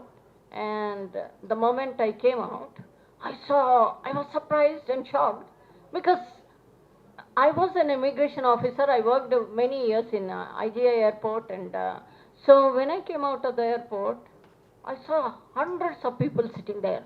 Small babies, older people, young men, all of them, their eyes, they were all red and they were without any sleep. And it took me few moments to grasp the situation, and then I had to say, all is well, all is well. And then I tried to interact what happened. And they said, what is there for us? We are just running for our lives. Our houses are burnt, they are looted, and they just put guns on our foreheads, and we just ran for our lives. There is nothing remaining. So we just asked them, help us also to take some certificates or something, valuables. They just said, run, otherwise we will shoot you. So that was the situation they were in. And remember, what Indian land insiders don't know what tribal culture is all about.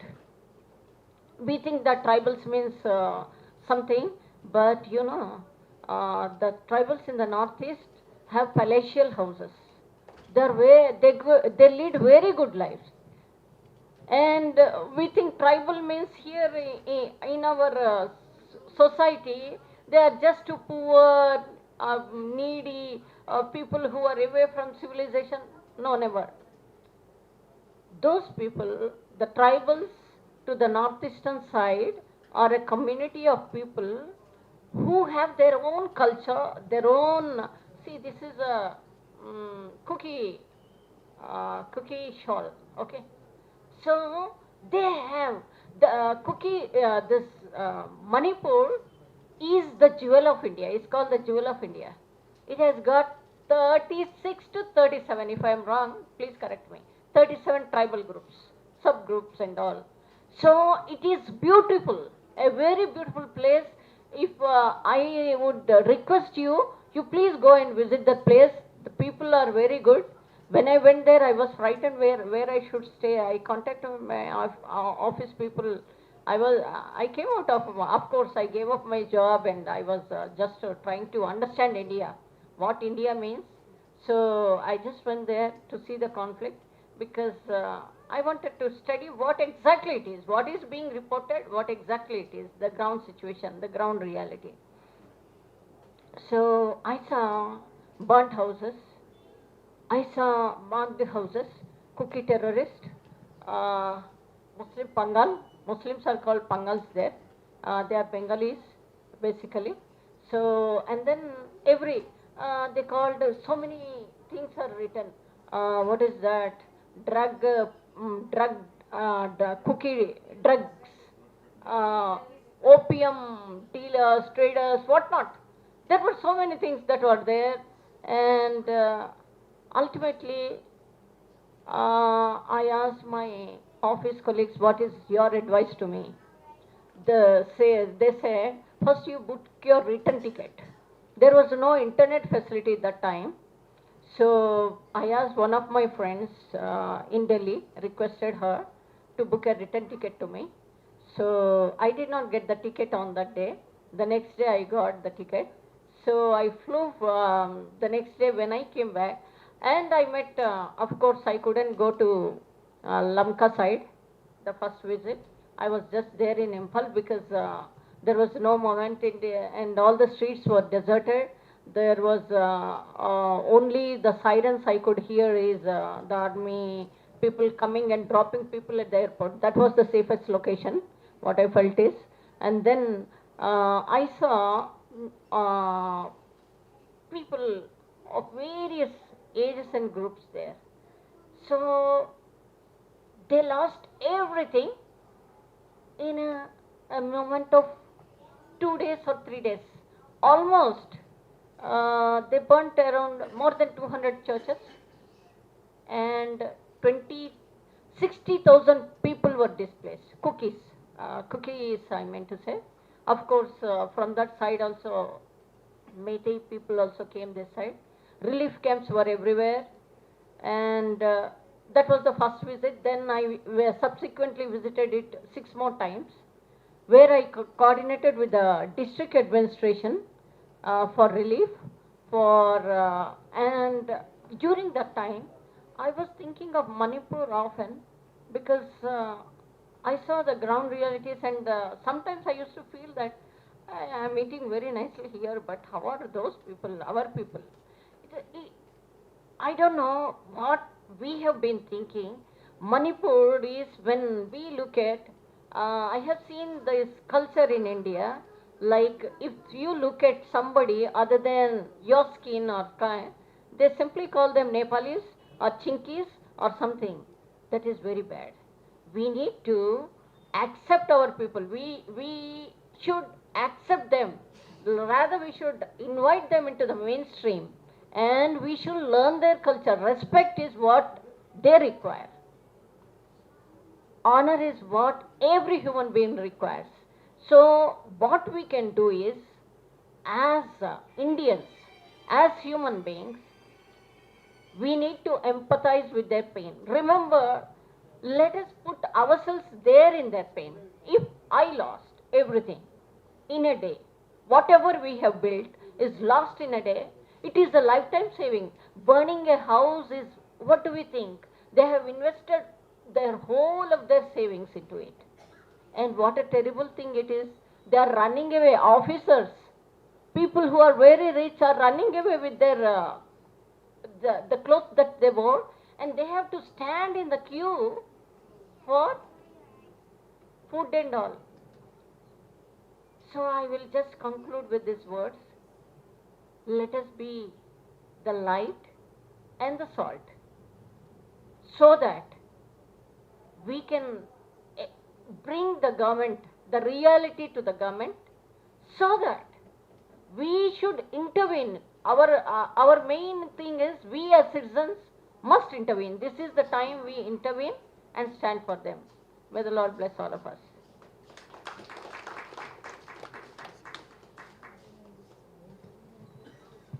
I think this session has taken much longer time than what we thought. Having been a civil liberties person and advocating freedom of speech, it becomes difficult for a civil liberties man to stop somebody from speaking. So anyway, it was a very rewarding, very insightful session. And all the speakers who spoke from Manipur, not only they presented what is happening there, but they themselves are examples of very decent human beings. There is a lot of decency and dignity in, although none of them express any bitterness. Although they suffered a lot, but we have not seen that anger, bitterness, hatred, they are not there. So still there is a hope. Still there is a hope.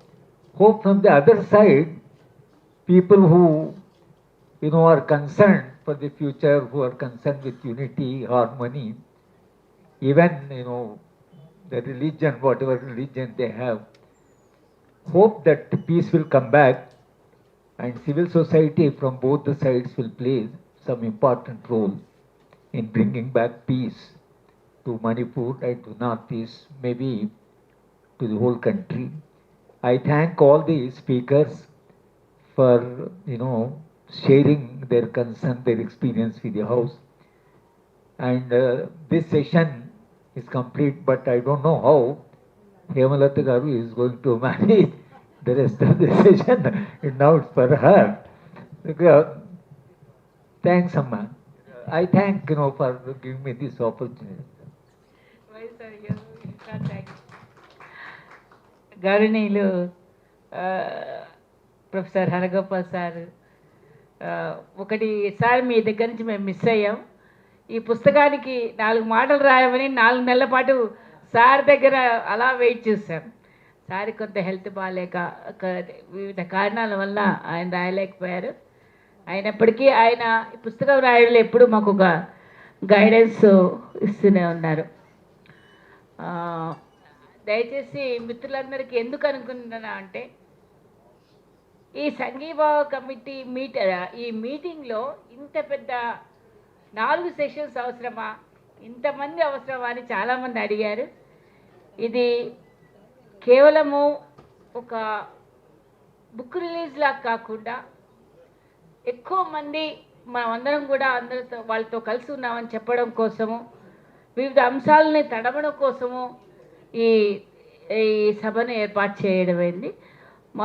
మొట్టమొదటి 1-2 సభలు sessions అయిపోయినాయి. 3వ session ఇప్పుడు understanding Manipur conflict. అంటే మణిపూర్ కాన్ఫ్లిక్ట్ని ఎలా అర్థం చేసుకోవాలి అన్నది వాళ్ళ ఎమోషన్స్ చెప్పినట్లయితే, ఇప్పుడు సైద్ధాంతిక పరంగా మన వాళ్ళు అందరూ కూడా మాట్లాడడానికి ప్రయత్నం చేస్తారు మనకున్న కొంచెం టైంలో. అలాగే ఈ పుస్తకాన్ని పరిచయం చేయడం సంధ్య హెచ్ రవీందర్ మందవరం నుంచి కూడా వచ్చారు. ఆయన సీనియర్ జర్నలిస్టు చేస్తారు. కాబట్టి దయచేసి వేదిక మీదకు ఇఫ్తు ప్రసాద్ గారిని రావాల్సిందిగా కోరుతున్నాను. ఆయన జాతులు జాతీయత మీద మాట్లాడతారు, సైద్ధాంతిక కోణాన్ని మనకి అందిస్తారు. అలాగే నాళ్ళ రవి గారు మాకు ఎందుకు జ్ఞాపకం వచ్చారంటే ఆయన మైథిల గురించి రాస్తూ అస్తిత్వం అనేది ఒక్కటే సరిపోదు, దానికి ఒక విశాల దృక్పథం ఉండాలి, అది ఒక వర్గ దృక్పథాన్ని కలుపుకుంటూ పోయినప్పుడు మాత్రమే అస్తిత్వానికి ఒక విలువ ఉంటుందని చెప్పినటువంటి నాళ్ళ రవి గారిని దయచేసి వేద మీదకి రమ్మని చెప్తారు.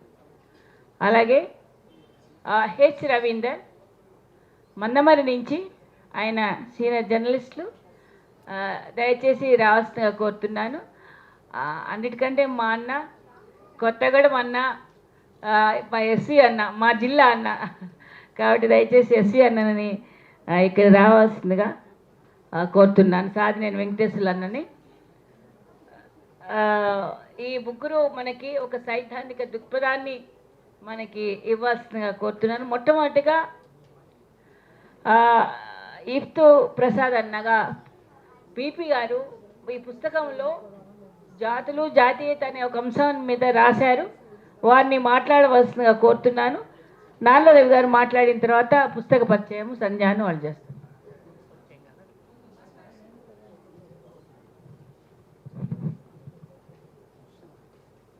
సభాధ్యక్షురాలు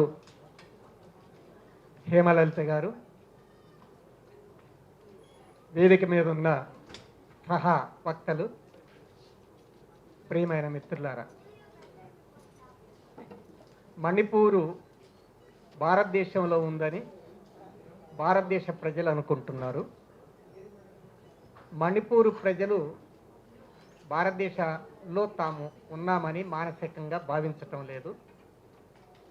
ఇది ఇప్పటి మాట కాదు, 2023 మే 3 తర్వాత మాట కాదు, 1947 నుంచే భారతదేశంలో తాము భాగస్థులం కాదు అని భావించి స్వతంత్రంగా తమ బ్రిటిష్కి అనుకూలంగా ఉన్న డోగ్రా పాలనకి వ్యతిరేకంగా పోరాడి చివరికి భారతదేశంలో స్వచ్ఛందంగా స్వతంత్రత ప్రాతిపదిక మీద విలీనమై భంగపడి బలవంతంగా భారత ప్రభుత్వం చేత భారతదేశంలో ఉంచబడుతున్న కాశ్మీరు ఒక కోవలోకి వస్తే, ఏనాడు భారతదేశంలో తమ భాగస్థులం కాదని భావించిన ఈశాన్య రాష్ట్రాలు ఒక కోవలోకి వస్తాయి, మిగతా భారతదేశం ఒక కోవలోకి వస్తాయి. ఈశాన్య రాష్ట్రాలకు వస్తే ఒక్క 2 రాష్ట్రాలు తప్ప, అస్సాం త్రిపుర తప్ప మిగతా 5 రాష్ట్రాలు ఈశాన్య రాష్ట్రాల్లో ఉన్న, అది అరుణాచల్ ప్రదేశ్ కానీ, మణిపూర్ కానీ, మిజోరాం కానీ, మేఘాలయ కానీ, నాగాల్యాండ్ కానీ, ఆ రాష్ట్రాల ప్రజలు ఎప్పుడూ మేము భారతదేశస్థులమని భావించలేదు. భారతదేశంలో కలపబడ్డప్పుడు కూడా అక్కడ ప్రధాన స్రవంతులు మైనర్ స్రవంతులు తప్ప, ఒక్క అస్సాంలో కూడా అది లోయర్ అస్సాం తప్ప అప్పర్ అస్సాం ఎప్పుడూ అలా భావించలేదు. బారక్ లోయ ప్రాంత ప్రజలు ఎవరైతే బెంగాల్ నుంచి వలస వచ్చారో 1947కి ముందే, ఆ ప్రాంతంలో తప్ప అస్సాంలో కూడా తాము భారతదేశస్థులమని భావించలేదు. త్రిపురలో కూడా ఆదివాసీ ప్రాంతం, ఆదివాసేతర ప్రాంతం 2 ఉన్నాయి. ఆదివాసేతర ప్రాంతం తప్ప ఆదివాసీ ప్రాంతంలో అలా భావించలేదు. ఒక్క బారక్ వ్యాలీ తప్ప అస్సాంలో, త్రిపురలో కూడా బెంగాలీ వలస వెళ్ళిన వాళ్ళు తప్ప భారత జాతీయ కాంగ్రెస్ 1885 నుంచి 1947 వరకు 62 సెషన్లు జరిగాయి మహాసభల్లో. వాళ్ళ డెలిగేట్స్ లిస్టు చూస్తే ఈ అస్సాం త్రిపురలో తప్ప మణిపూర్ కానీ, మేఘాలయ కానీ, త్రిపుర కానీ, నాగాల్యాండ్ కానీ, అరుణాచల్ ప్రదేశ్ వాళ్ళ ప్రతినిధులు ఉండరు. అంటే వాళ్ళు భారత స్వాతంత్ర పోరాటంలో భాగస్థులు కాదు. అలా అని వాళ్ళు బ్రిటిష్ వ్యతిరేక పోరాటాలు చేయని వాళ్ళు కూడా కాదు.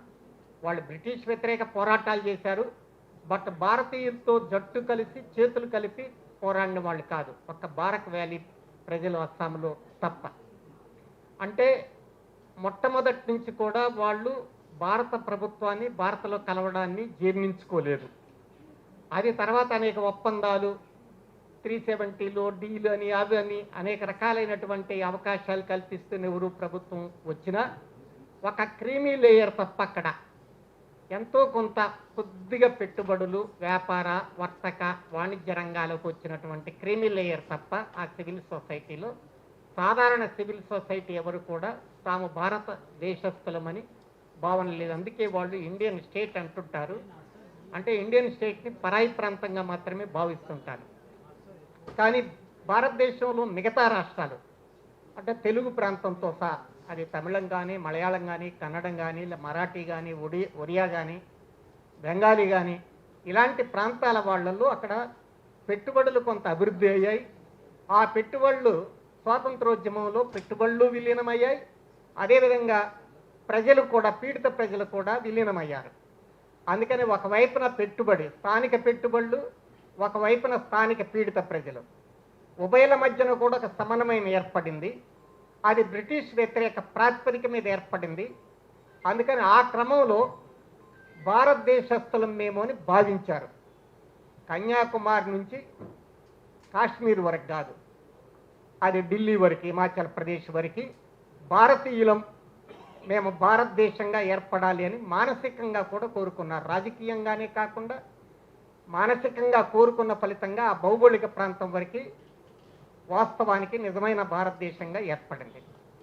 అయితే ఇవాళ వస్తున్న పరిణామాల్లో ఈ 80 సంవత్సరాల కాలంలో భారతదేశం పార్లమెంటరీ ప్రజాస్వామ్య దేశం నుంచి ఇవాళ బూర్జువా ఫాసిస్ట్ వ్యవస్థకి వెళ్ళేటప్పుడు ఆర్థిక రంగంలో కార్పొరేట్ భారత్గా ఎప్పుడైతే మారిందో రాజకీయ రంగంలో ఫాసిస్ట్ భారత్గా మారుతుంది. ఆ రెండు కవల పిల్లలు, ఒకటి రాజకీయ రంగంలో, ఒకటి ఆర్థిక రంగంలో. అది ఎప్పుడైతే ఏర్పడిందో రాష్ట్రాల అస్తిత్వ సమస్య ఏర్పడింది. ఇవాళ ఇప్పటివరకు మేము భారతీయులమని ఎవరు భావించారో అక్కడ ఇప్పుడు రాష్ట్రాల కొత్త సమస్య వస్తుంది. అది డిలిమిటేషన్ కావచ్చు, మరొకటి కావచ్చు. కనుక ఇవాళ రాష్ట్రాల అస్తిత్వం అనేది ఎప్పుడైతే వచ్చిందో అందులో జాతీయ అస్తిత్వం అనేది బీజ రూపంలో పరోక్షంగా ఉంటుంది. ఇవాళ వరకు మాది తెలుగు జాతి, మేము తమిళ జాతి, మేము విడిపోతామనే భావం లేదు. ఇవాళ భారతదేశ ప్రజల ముందున్నది ఇండియన్ ఫాసిస్ట్ స్టేట్కి వ్యతిరేకంగా నిలబడి సమైక్య భారతదేశాన్ని కాపాడుకోవడమా, లేదు దాన్ని ఆ కర్తవ్యాన్ని నిర్వహించలేకపోతే ఏదైతే ఇవాళ అస్తిత్వ సమస్య, రాష్ట్రాల అస్తిత్వ సమస్య ఉందో అది జాతీయ అస్తిత్వంగా మారడమా. గుర్రంకి ఆకలి వేస్తే, కడుపు కాలితే, గుగ్గిళ్ళు దొరక్కపోతే గడ్డి కూడా తింటది.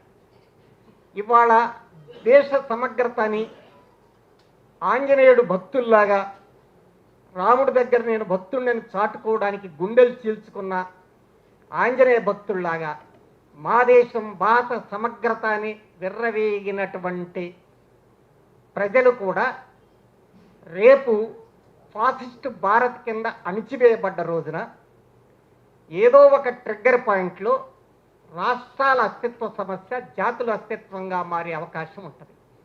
ఇవాళ మనం మే 15వ తారీఖు ఒక చీఫ్ జస్టిస్ ఒక కామెంట్తోనే యువతలో ఇటువంటి మార్పు వస్తుందని ఊహించలేదు. చరిత్ర గమనంలో ట్రిగ్గర్ పాయింట్స్ అని కొన్ని ఉంటాయి. ఆకస్మిక పరిస్థితుల్ని మౌలికంగా పరివర్తన చేసే పరిణామాలు, దానికి ముహూర్తాలు ఉండవు. ఎక్కడా కూడా గడువు పెట్టి పలానా తేదీని ఈ పరిణామం జరుగుతుందని చెప్పలేము. మనం ద్రావిడియన్ మూమెంట్ వస్తుందని 1960 దశాబ్దంలో ఊహించలేదు. అయితే అది స్వతంత్రత కోసం వచ్చింది కాదు, అస్తిత్వం కోసం వచ్చింది. రాష్ట్రాల అస్తిత్వం, భాషా అస్తిత్వం కోసం వచ్చింది. దాని పరిధంతే. అదేవిధంగా ఆనంద్ సాహిబ్ తీర్మానం వచ్చినప్పుడు పంజాబ్లో కూడా ఒక మూమెంట్ వచ్చింది. అయితే పంజాబ్ జాతి మొత్తం దాని వెనక ఫాలో కాకపోయినా అదొక భావం అనేది కొంతకాలం ఉనికిలోకి వచ్చేసింది. అట్లా కొన్ని సందర్భాల్లో ఇండియన్ ఫాసిస్ట్ స్టేట్ని ఇండియన్ ప్రజలు దాన్ని రద్దు చేయలేకపోతే, తొలగించలేకపోతే వర్గరహిత సమాజం, లేదా వర్గ పోరాట ప్రాతిపదిక మీద సోషలిస్ట్ భారత్ లేదా జనతంత్ర భారత్ రావడం అనేది పక్కకి పెట్టినా కనీసం గణతంత్ర భారత్ని నిలబెట్టుకోగలిగితే, జనతంత్ర భారత్ వేరు, గణతంత్ర భారత్ వేరు, ఆ గణతంత్ర భారత్నైనా కాపాడుకోగలిగితే ఏదైతే ఇప్పటివరకు ఉనికిలో ఉన్నటువంటి రాజ్యాంగం ఉందో ఆ రాజ్యాంగం ప్రాతిపదిక మీద పార్లమెంటరీ ప్రజాస్వామ్య భారత్ని మనం కాపాడుకోగలిగితే ఈ దేశ ప్రజలు ఇలాంటి సమస్యలు రావు. అది కాపాడుకోలేకపోతే ఒకవేళ ఫాసిస్ట్ భారతే స్థిరపడితే, ఇప్పటికీ భారతదేశం ఫాసిస్ట్ భారత్గా స్థిరపడలే, ఇప్పటికీ ఇంకా అంబేద్కర్ చైర్మన్గా ఉన్నటువంటి డ్రాఫ్టింగ్ కమిటీ ఆమోదించి రాజ్యాంగ సభ ఆమోదించినటువంటి భారత రాజ్యాంగం కానీ ఇప్పటికీ దేశం ఉంది. జల్లెడికి ఎన్ని చిల్లులు ఉన్నాయో భారత రాజ్యాంగం అమల్లో అన్ని చిల్లులు ఉన్నప్పటికీ ఇప్పటికీ అదే ఉంది. కానీ ఇంకా ఫాసిస్ట్ భారత్గా ఓపెన్గా నగ్నమైన ఫాసిస్ట్ భారత్గా మారలే. అటువైపు వెళ్తుందా? వెళ్తే రాష్ట్రాల అస్తిత్వం కూడా ఈవెన్ ఇప్పుడు నేను ఇంతకుముందు చెప్పినటువంటి మాది భారతదేశం, ఈ దేశ సమగ్రత కోసం నిలబడతామని చెప్పిన ఆ ప్రాంత ఆ జాతుల ప్రజలు కూడా రాష్ట్రాల అస్తిత్వం యొక్క పరిధి ఏదో ఒక రోజున ఒక ట్రిగ్గర్ పాయింట్లో సుప్రీంకోర్టు జస్టిస్ కామెంట్తో ఎట్లయితే యువతలో మార్పు వచ్చిందో ఒక ట్రిగ్గర్ పాయింట్లో ఏదో ఒక రోజున హఠాత్తుగా జాతుల అస్తిత్వంగా మారే అవకాశం కూడా ఉంది. అందుకని ఇప్పుడు మణిపూర్కి మనం సంఘీభావం తెలుపుతున్నాం. మణిపూర్ ప్రజలు మిగతా భాషా జాతుల ప్రజలు చేతులు కలిపి ఉద్యమాన్ని నడిపేది కాదు. ఇది వాళ్ళకి సంఘీభావం తెలిపే ఉద్యమం. హేమలత వెంకట్రావు గారి నాయకత్వంలో ఏ బృందం అయితే ప్రయత్నం చేసి ఒక పుస్తకాన్ని వాళ్ళు తీసుకొచ్చి తెలుగు సమాజంలో కూడా మణిపూర్ పట్ల సంఘీభావం అవసరం ఉందని చెప్పి ప్రయత్నం చేస్తుందో, ఇది సంఘీభావం కోసం. సంఘీభావం వేరు, భాగస్వామ్యం వేరు. రేపు మణిపూర్ ప్రజల పరిస్థితే భారతదేశంలో వివిధ జాతుల ప్రజలకి వివిధ భాషా ప్రాంతాల ప్రజలకు కూడా ఏర్పడితే అది సంఘీభావంగా మాదు, సంఘీభావంగా ఉండదు. అది సహచర ఉద్యమాలుగా మారతాయి, చేయి కలిపి జరిపే ఉద్యమాలుగా మారతాయి. ఇండియన్ ఫాసిస్టు స్టేట్కి వ్యతిరేకంగా మారతాయి. అది ఆ స్టేట్ని కోల్చడమా లేదా తమ అస్తిత్వాల కోసం, జాతుల అస్తిత్వం కోసం కూడా జాతుల స్వతంత్ర ప్రాతిపదిక మీద కూడా నిలబట్టమా అనే సమస్య కూడా వచ్చే అవకాశం ఉంది. ఈ విషయాన్ని దృష్టిలో పెట్టుకొని ఇవాళ మనం సంఘీభావం తెలియజేద్దాం. అదే సమయంలో ఈ సంఘీభావ ఉద్యమం ఇండియన్ ఫాసిస్ట్ స్టేట్కి వ్యతిరేకంగా నిలబడే ఉద్యమంగా, ఒక రాజకీయ ఉద్యమంగా మార్చుకోవడానికి కూడా ప్రయత్నం చేద్దామని ఆశిస్తూ ముగిస్తాం. థ్యాంక్స్ అన్న. నిజానికి సంఘీభావ ఉద్యమం అనేది పెరిపెరలుగా దానికి ఉన్న లిమిటేషన్స్ దానికి ఉన్నాయి. ఎందుకంటే మాకుండే లిమిటేషన్స్తో పాటు ప్రజలతో కలిసి పనిచేయాలనే ఒకటి ఉద్దేశంతో ఈ సంఘీభావ కమిటీ ఏర్పడింది. అలాగే సంఘీభావంగా అనేక రకాల ఉద్యమాలకి సంఘీభావం తెలుపుతూ అక్కడికి వెళ్ళి మాకు సాధ్యమైనంతగా పుస్తకాలు వేస్తూ ప్రజల్లోకి తీసుకురావడం జరుగుతుంది. పర్టికులర్గా మణిపూర్ అనేది ఈ రోజు వరకు కూడా తెలుగు సమాజాల్లో ఇప్పటివరకు ఒక సంఘీభావం తెలిపిన క్రమం నాకైతే కనపడలేదు. దాన్ని దృష్టిలో పెట్టుకుని చేయడం జరిగింది. నిజంగా మీరు అన్నట్లుగానే ఇవి సహచర ఉద్యమాలుగా మనం అందరం కలిసికట్టుగా చేయవలసిన దారి ఇంకా చాలా పెద్దగా ఉంది. చాలా చాలా పెద్ద దారి అసలు అది. ఆ దారిలో ఎక్కడో చోట మనం అందరం కలుస్తాము, కలిసి పనిచేయాల్సిన అవసరం ఉంది. ఆ అవసరతను మీరు మాకు తెలిపినందుకు కృతజ్ఞతలు తెలియజేస్తూ ఒక నాళ్ళ రవి గారు బేసికల్గా మనకి మైతీల గురించి ఉద్యమం గురించి రాస్తూ, మహిళా ఉద్యమాల గురించి రాస్తూ, అస్తిత్వ ఉద్యమాలకి వర్గ పోరాటాలకు మధ్య ఉన్న తేడా ఏంటి, దాని నుంచి మనం ఒక అస్తిత్వ ఉద్యమం నుంచి ఎలా బయటికి రావాలి, ఎలా నిజానికి సమాజ మార్పులకి ఎలాంటి మార్పులు అవసరం అనే దాన్ని తన కులం విప్లవం అనే దాంట్లో రాయడం జరిగింది. ఆ స్ఫూర్తి మా పుస్తకంలో రాయడానికి ఎంతో ఉపయోగపడింది. అందుకు ఆ అంశం మీద మాట్లాడవలసిందిగా నల్ల రవి గారిని కోరుతున్నాను. Thank you. బండారు రవికుమార్ గారు సిపిఐ నాయకులు వచ్చారు. సారీ అన్న, సిపిఐఎం అని వచ్చారు. రండి అన్న, రండి కూర్చోండి. భూపతి వెంకటేశ్వర్లు గారు మా మిత్రుడు, తమ్ముడు. తప్పకుండా పైకి రా ఫస్ట్. అయితే నాలుగు రవి గారిని మాట్లాడాల్సింది కదా. ఈ సెషన్ అధ్యక్షులు హేమలత గారు, వీళ్ళ కామ్రేడ్స్. నిజానికి అంటే మన కుకీ ప్రాంతం నుంచి అంటే జలాంగం నుండి వచ్చిన మిత్రులను కూడా అడ్రస్ చేస్తూ మాట్లాడదాం అనుకున్నాను. కానీ ఆ మిత్రులు వివిధ కారణాల వల్ల అందరూ వెళ్ళిపోయినందుకు తెలుగులోనే మాట్లాడతాను. లేకపోతే వాళ్ళు నిజానికి వాళ్ళకి సాలిడారిటీ కాబట్టి ఆ ఇష్యూని అడ్రస్ చేస్తూ మాట్లాడదాం అనుకున్నాను. అయితే ఇప్పుడు సమయం కూడా దృష్టిలో పెట్టుకొని ఒక 5-10 నిమిషాల్లో నేను మాట్లాడతాను. అయితే ఆ పుస్తకంలో మైతీల విషయం విడిగా అని రాయలేదు, కుల సమస్య గురించి రాస్తూ అందులో అంటే అస్తిత్వ ఉద్యమాలకు ఉండే ఒక పరిమితి గురించి మాట్లాడుతూ ఈ రెఫరెన్స్ మైతీలు, మణిపూర్లో మైతీలు కుకీలకు మధ్య, నాగాలకు కుకీలకు, నాగాలకు మైతీలకు ఉన్న దాన్ని నేను ప్రస్తావించాను.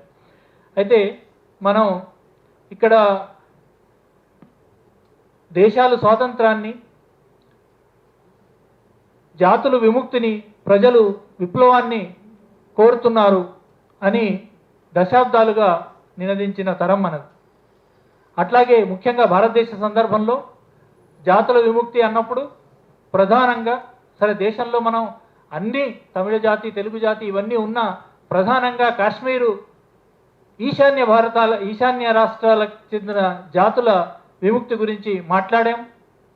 జాతులకు విడిపోయే హక్కుతో సహా స్వయం నిర్ణయాధికారం ఉందనే రైట్ను మనం ఎత్తిపడుతూ మాట్లాడుతున్నాం. అంటే ఇది కమ్యూనిస్టు ఉద్యమం, సోషలిస్టు ఉద్యమం ఎత్తిపట్టిన ఆకాంక్ష ఇది. దాన్ని యునైటెడ్ నేషన్స్లో కూడా స్వయం నిర్ణయాధికారంతో సహా జాతులకు ఉండే హక్కు గురించి కూడా ఎత్తిపట్టిన ఉదయం. అయితే ఇప్పుడు అటువంటి ఏ మాటలు మాట్లాడినా అంటే జాతుల స్వయం నిర్ణయాధికారం గురించి మాట్లాడితే మనకు తెలుసు ఎటువంటి నిర్బంధము, ఎటువంటి చర్యలు జరుగుతున్నాయో. దీనికి పెద్ద ఉదాహరణ ఒమర్ ఖలీద్. ఈ మోదీషాలు వీళ్ళని అంటే ప్రజల హక్కుల, జాతుల హక్కుల గురించి మాట్లాడితే వీళ్ళని టుకుడే గ్యాంగ్ అని ఈరోజు కూడా 5 ఏళ్లుగా ఒమర్ ఖలీద్ జైల్లో ఉన్నాడు. నిజానికి ఆయన ఏ సమావేశంలో మాట్లాడిందో అందులో ఆ విషయాలు నేను మాట్లాడలేదని కూడా అన్నాడు. అయినా సరే అంటే ఏ హక్కుల గురించి మాట్లాడుతున్నామో ఆ హక్కుల్ని ఏదో రకంగా బదనాం చేసి మాట్లాడడానికి ఆ టుకుడే గ్యాంగ్ అని దీన్ని తీసుకొచ్చారు. అయితే ఇక్కడ మనం ఈశాన్య రాష్ట్రాల గురించి ఎంఎల్ పార్టీలు కానీ సంఘాలు కానీ ఈ జాతుల స్వయం నిర్ణయాధికార హక్కు గురించి మాట్లాడినప్పుడు స్థూలంగా ఆ రాష్ట్రాల గురించే మనకు తెలుసు, కానీ తర్వాత అందులో ఉన్న కాంప్లెక్సిటీస్ మాత్రం తర్వాతనే అర్థమవుతున్నాయి. అంటే ఒక మణిపూర్ అని మనం మాట్లాడినప్పుడు ఆ మణిపూర్లో ఉండే మణిపూర్ స్వతంత్ర హక్కు లేదా మణిపూర్కు సంబంధించిన స్వయం నిర్ణయాధికార హక్కు అని అంటే అందులో ఉన్న కుకీల గురించి, అందులో ఉన్న నాగాల గురించి, పరస్పరం ఉన్న అక్కడ ఉన్న కాన్ఫ్లిక్ట్ ఆఫ్ ఇంట్రెస్ట్ గురించి మనం అంతగా మొదలు అధ్యయనం చేయలేదు. ఈ తర్వాతి కాలంలో ఒక అస్సాం ఉద్యమం వచ్చినప్పుడు అస్సాం ఉద్యమాన్ని సమర్థించాము, కానీ అక్కడ మళ్ళీ బోడోల్యాండ్ ఉద్యమం వచ్చినప్పుడు ఈశాన్య రాష్ట్రాల్లో ఉన్న జాతులకు సంబంధించిన ఎంత కాంప్లెక్స్ వ్యవహారం అనేది మనం అర్థం చేసుకోవడానికి ప్రయత్నించాం. ఈ చాలా సంక్లిష్టమైన ఈ విభిన్న జాతుల కలయికగా ఉన్న రాష్ట్రాలలో లేదా విభిన్న తెగల కలయికగా ఉన్న జాతులలో ఎవరి అధికారాల్ని ఎట్లా ఎత్తిపట్టాలనేది మనం ఇప్పటికి కూడా అది ఒక స్పష్టమైన ఇది రావాల్సే ఉంది, ఇంకా అర్థం చేసుకోవాల్సి ఉంది. దానికి సంబంధించిన ఒక అవగాహనను మనం పెంపొందించుకోవాల్సి ఉంది. మణిపూర్కి సంబంధించి ప్రత్యేకంగా చూస్తే అసలు మనకు నార్త్ ఈస్ట్ రాష్ట్రాలన్నీ, ఈశాన్య రాష్ట్రాలలో అన్నిటి కూడా ప్రధానంగా 6th షెడ్యూల్లో వచ్చే ఇవి, కానీ మణిపూర్ని 6th షెడ్యూల్లో పెట్టలేదు.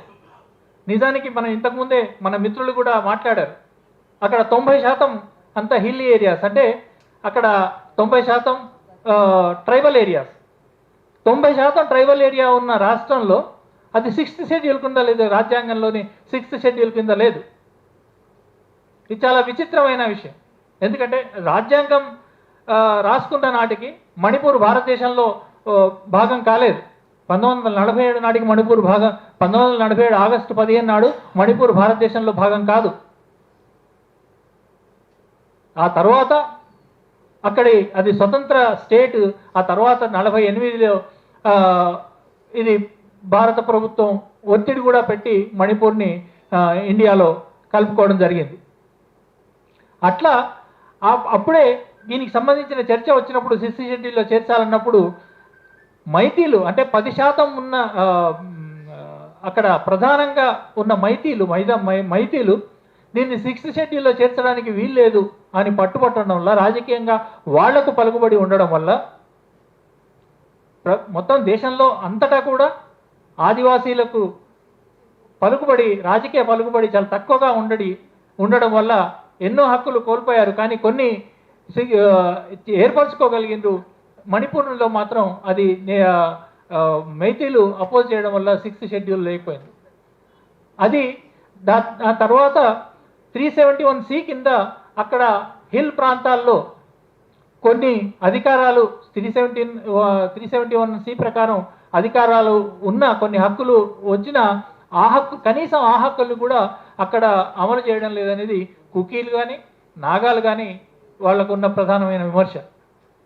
అంటే ఇట్లా అంటే ఒక మణిపూరు ఈ రకంగా కాంప్లెక్స్గా ఉన్న పరిస్థితి. అక్కడ 10% కొన్ని ఇప్పుడున్న చూస్తే మనకు మణిపూర్కి సంబంధించి చూసినప్పుడు అక్కడ పీపుల్స్ లిబరేషన్ ఆర్మీ అని ఏర్పరచుకొని మణిపూర్ మైతీలు ప్రధానంగా అందులో ఉన్న ఇది వాళ్ళు స్వతంత్ర మణిపూర్ కోసం, స్వతంత్ర మణిపూర్ మాత్రమే కాకుండా కొంత మేరకు మావో సిద్ధాంతంతో కూడా ఇన్స్పైర్ అయ్యి వాళ్ళు, అందుకే ఆ పీపుల్స్ లిబరేషన్ ఆర్మీ అని పేరు కూడా అట్లా పెట్టుకున్నారు. చైనాతో, మావోతో, సోషలిస్ట్ చైనాతో ఇన్స్పైర్ అయ్యి అదే వాళ్ళు దీనికోసం పోరాడుతున్నారు. అట్లాంటి ఆ పోరాటంలో భాగంగానే మనం గతంలో చూసాము అక్కడి మహిళలు ఎంత మిలిటెంట్గా పోరాటం చేశారు. మీరా ఫేబీ అంటే కాగడా ఎత్తిపట్టిన మహిళలు, ఆ అర్థం నాకు ఇక్కడ పుస్తకంలో చదివినప్పుడే అర్థమైంది. వాళ్ళు ఎంత మిలిటెంట్గా పోరాడారనేది మనకు తెలుసు. అటువంటి మహిళలు అంటే మైతీకి సంబంధించిన మహిళలు కుకీ మహిళల మీద అత్యాచారాలు జరిగినప్పుడు అంటే ఆ నగ్నంగా మనం అందరికీ తెలిసిన వీడియోలో ఇట్లా ప్రదర్శన చేసినప్పుడు దాన్ని కూడా వాళ్ళు సమర్థించారు. అంటే ఎంత అంటే ఒకవైపేమో భారత రాజ్యానికి వ్యతిరేకంగా అంత మిలిటెంట్గా పోరాడుతూ, మరొక వైపు తమ తోటి అదే రాష్ట్రానికి సంబంధించిన వాళ్ళని కుకీల మీద అత్యాచారాలు జరుగుతున్నప్పుడు దానికి అంటే మహిళల మీద జరుగుతున్నప్పుడు కూడా దానికి సంబంధించి వాళ్ళు సమర్థనంగా నిలిచారంటే అంటే వీటిని మనం ఎట్లా డీల్ చేయాలనేది ఇంకా డెవలప్ చేసుకోవాల్సి ఉంది. ఈ పుస్తకంలో చదివినప్పుడే నాకు కూడా కొంత స్పష్టత వచ్చింది. ఏంటంటే ఆ మహిళలు పోరాడినప్పుడల్లా ప్రధానంగా తమ పురుషులను స్టేట్ నిర్బంధాల నుంచి విడిపించుకోవడం కోసం ఇటువంటి అంటే వాళ్ళు స్వయంగా రాజకీయ చైతన్యము అంటే మహిళల హక్కుల గురించి కానీ లేకపోతే ఇతరత్ర ప్రజాస్వామిక హక్కుల గురించి అంత ఎక్కువగా చైతన్యం పొందలేదనేది మనకు అర్థమవుతుంది అనేది ఈ పుస్తకంలో చాలా స్పష్టంగా తీసుకొచ్చారు. అంటే అందువల్లనే వాళ్ళు అట్లా అది అంటే ఒక రకంగా ఇట్లా ఉండంగా అంటే మణిపూర్కి సంబంధించి ఇంకొక విషయం ఈ పుస్తకంలోనే ఇంకొకటి ఏంటంటే భారతదేశ జనాభాలో 0.4% మణిపూర్లు మాత్రమే ఉంటే 64% ఉపా కేసులు వాళ్ళ మీద ఉన్నాయని ఈ పుస్తకంలో. అంటే ఎంత అక్కడ ఇట్లా నిర్బంధాన్ని వాళ్ళు ఎదుర్కొంటున్నారు. అటువంటి నిర్బంధాన్ని ఎదుర్కొంటూ మళ్ళీ తోటి అదే సమాజంలో ఉన్న వాళ్ళ మీద ఇటువంటి దాడులు జరగడం చాలా ఇది. ఇందులో ఎందుకు ఈ సమస్య వస్తున్నది? భారతదేశం మనకు నార్త్ ఈస్ట్లో బోడో, అస్సాం మధ్య వైరుధ్యాలు, నాగా కుకీల మధ్య ఎంత మారణకాండ జరిగింది అవి కూడా చూసాము. ఇవన్నీ ఎందుకంటే ప్రధానంగా ఈశాన్య జాతులు మిగిలిన చోట్ల చాలా చోట్ల లాగా కూడా తక్షణం తమ ముందు ఏ సమస్యగా కనిపిస్తున్నదో దానికి మాత్రమే ప్రతిస్పందించడం. అంటే నిజమైన ఒక విశాల ప్రాతిపదిక మీద ఏ సమస్య, ఎవరు శత్రువులు, ఎవరు మిత్రులు అనేది గుర్తించకపోవడం. నిజానికి ఈ మణిపూర్ కానీ భారతదేశ ప్రజలందరికీ కానీ ఎవరైతే ఈ మొత్తం అన్ని రకాలుగా దోపిడీ పీడనలకు గురి చేస్తున్న వర్గాలు ఏంటి అనేది నార్త్ ఈస్ట్ ప్రజలు అన్ని జాతుల వాళ్ళు కూడా అది గుర్తించాలి. నిజానికి ఒక మేర గుర్తించి పోరాటాల్లో వాళ్ళు అంటే దాని నుంచి బయటపడడం కోసం స్వతంత్ర దేశం కావాలని పోరాడారు. అంటే నాగాలాండ్ కావాలని, నాగాలిం కావాలని, ఇక్కడ జలాంగం అని, లేదా అస్సాం విడిగా దేశం కావాలని ఆ పోరాటాలు ఒక మేరకు అయితే ఆ పోరాటాలన్నింటినీ విచ్ఛిన్నం చేయడం కోసం కూడా నిజానికి ఆ పోరాటాలు వచ్చిందే ఏదైతే ప్రామిసెస్ 1947 కానీ 47 కంటే ముందు 47 తర్వాత కానీ గాంధీ నెహ్రూలతో సహా కాంగ్రెస్ ఇచ్చిన ఆ జాతులకు ఇచ్చిన ప్రామిస్ని దేన్ని పాటించకపోవడం వల్ల ఆ సమస్యలు ఎన్నో ఇంకా పేరుకుపోయి ఈ ఉద్యమాలకు దారితీశాయి.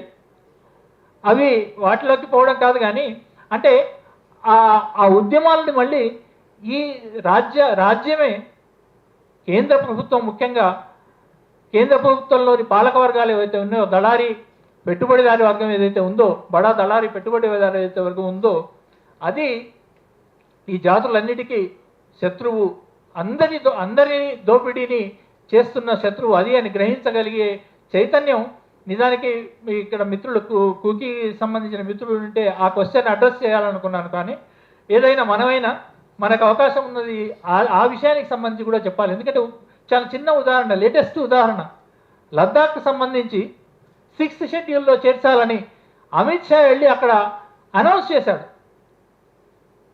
లద్దాఖ్ని కేంద్రపాలిత ప్రాంతంగా ఇచ్చేసే ముందు మేము దీన్ని 6th షెడ్యూల్లో చేరుస్తామని అక్కడ ప్రజలు పోరాటం చేసినప్పుడు అనౌన్స్ చేసి కూడా అదే డిమాండ్ చేసినందుకు సోనం వాంగ్చుక్ని జైల్లో పెట్టి 6 నెలల పాటు NSA కింద జైల్లో పెట్టి ఈ మధ్య రిలీజ్ చేశారు. అంటే చాలా కనీసమైన ప్రజాస్వామిక రాజ్యాంగబద్ధమైన డిమాండ్లను కూడా ఇట్లా కాలరాచి వేస్తూ, ఎందుకంటే 6th షెడ్యూల్ కింద వస్తే 6th షెడ్యూల్ ఉన్న చోటైనా పేసా చోటైనా ఎట్లా ఉల్లంఘన జరుగుతున్నదని మనం చూస్తూనే ఉన్నాం. మనకు దండకారణ్యంలో కానీ ఒడిశాలో కానీ పేసా ఉన్న చోట ఎట్లా వాటన్నింటిని వైలేట్ చేసే అన్ని చూస్తున్నాం. అయినా కనీసం పైన ఆ హక్కు కోసం అయినా కూడా లేకుండా చేయడం కోసం ఇవన్నీ అంటే వీటిని అంటే భారత పాలక వర్గాలు దీనికోసం ఎట్లా ఉమ్మడి శత్రువు భారత ప్రజల దోపిడీకి, అంటే అది భారత కార్మిక వర్గానికి ఇప్పుడు ఎట్లా దోపిడీ ఎంత పీడనకు గురి చేస్తున్నారనేది ఈ మధ్య కాలంలో ఢిల్లీలో చేసిన కార్మిక పోరాటాల్లో బయటపడుతున్నది. లేకపోయినా నిత్య జీవితంలో ప్రజలు అనుభవిస్తున్నారు. వాటితో పాటే జాతుల స్వయం ప్రతిపత్తికి కానీ, ముఖ్యంగా ఆదివాసీ తెగల స్వయం ప్రతిపత్తికి, ఆ అటవీ సంపద మీద వాళ్లకు అధికారం ఉండకూడదనే దానికోసం కూడా విపరీతంగా నిర్బంధం మొదలుపెట్టేసి విభజించి పాలించే సూత్రం దాకా చేస్తున్నారు. ఇక్కడ సల్వాజుడు లాంటివి అయితే అక్కడ మైతి కుకీలు ఇంకా రకరకాల ఈ జాతుల మధ్య ఉన్న తెగల మధ్య ఉన్న వైరుధ్యాలని పెంపొందించి చేయడానికి ప్రయత్నం చేస్తున్నారు. దాన్ని అంటే ఈరోజు మనం మైతీల దాడులకు గురవుతున్నందుకు కుకీల తో సాలిడారిటీతో ఉంటూనే ఆ కుకీలైనా మైతీలైనా నాగాలైనా ఎవరైనా ఈశాన్య జాతుల ప్రజలు ఎవరైనా కూడా అంతిమంగా దోపిడీకి పీడనకు గురి చేస్తున్నది ఈ రాజ్యం, దళారీ పెట్టుబడిదారి భూస్వామి వర్గాలు అని గుర్తింపజేయడానికి ముఖ్యంగా దళారీ పెట్టుబడిదారి వర్గమే ఈరోజు ఆదివాసీ ప్రాంతాలన్నిట్లలో ఎట్లా వాళ్ళని హక్కుల నుంచి వాళ్ళకి ఏ హక్కులు లేకుండా చేయడానికి ప్రయత్నం చేస్తున్నదని ఈ ఎరుక మనం కలిగించగలిగి వాళ్లకు మనం సాలిడారిటీ మాత్రమే కాదు ఇక్కడి ఉద్యమాలకు కూడా వాళ్ళు సాలిడారిటీగా నిలవగలిగేలాగా మనం పెంపొందించగలిగే దానికి ప్రయత్నం చేయాలని చెబుతూ ముగిస్తున్నాను.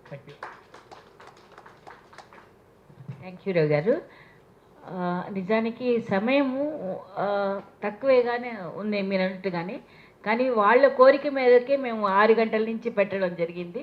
అందరూ కూడా మేము చర్చికి వెళ్తాము 5:30 తర్వాతే మేము 6 o'clock రాగలమంటే, ప్లస్ ఇప్పుడు వాళ్ళందరూ కూడా HCU ఆ చుట్టుపక్కల ఉంటారు కాబట్టి 2 గంటలు మేము వెళ్ళిపోతామని రిక్వెస్ట్ చేసి వాళ్ళు వెళ్ళిపోవడం జరిగింది. Thanks again.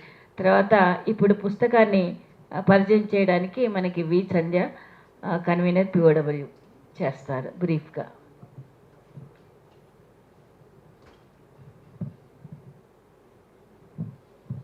మిత్రులారా, ఈ పుస్తకాన్ని గురించి ఇది ఆవిష్కరణ అయిపోయింది, చాలామంది మాట్లాడారు. వాస్తవానికి ఈ పుస్తకం సందర్భంగా మనం మాట్లాడుకోవాలంటే మణిపూర్కి ఒక సంఘీభావం అవసరం. మణిపూర్ సమస్య ఇంకా పరిష్కరించబడలేదు. మణిపూర్ సమస్యని పరిష్కరించడంలో మేమున్నామని ప్రజా సంఘాల సంఘీభావ వేదిక, ప్రజా సంఘాల సంఘీభావ కమిటీ అక్కడికి వెళ్ళి దాదాపు సంవత్సర కాలం అయిందనుకుంటా. అక్కడ పర్యటించి క్షేత్ర పర్యటన చేసి 2023 కాదు, వెంటనే కాకుండా కొంతకాలం తర్వాత వెళ్ళారు.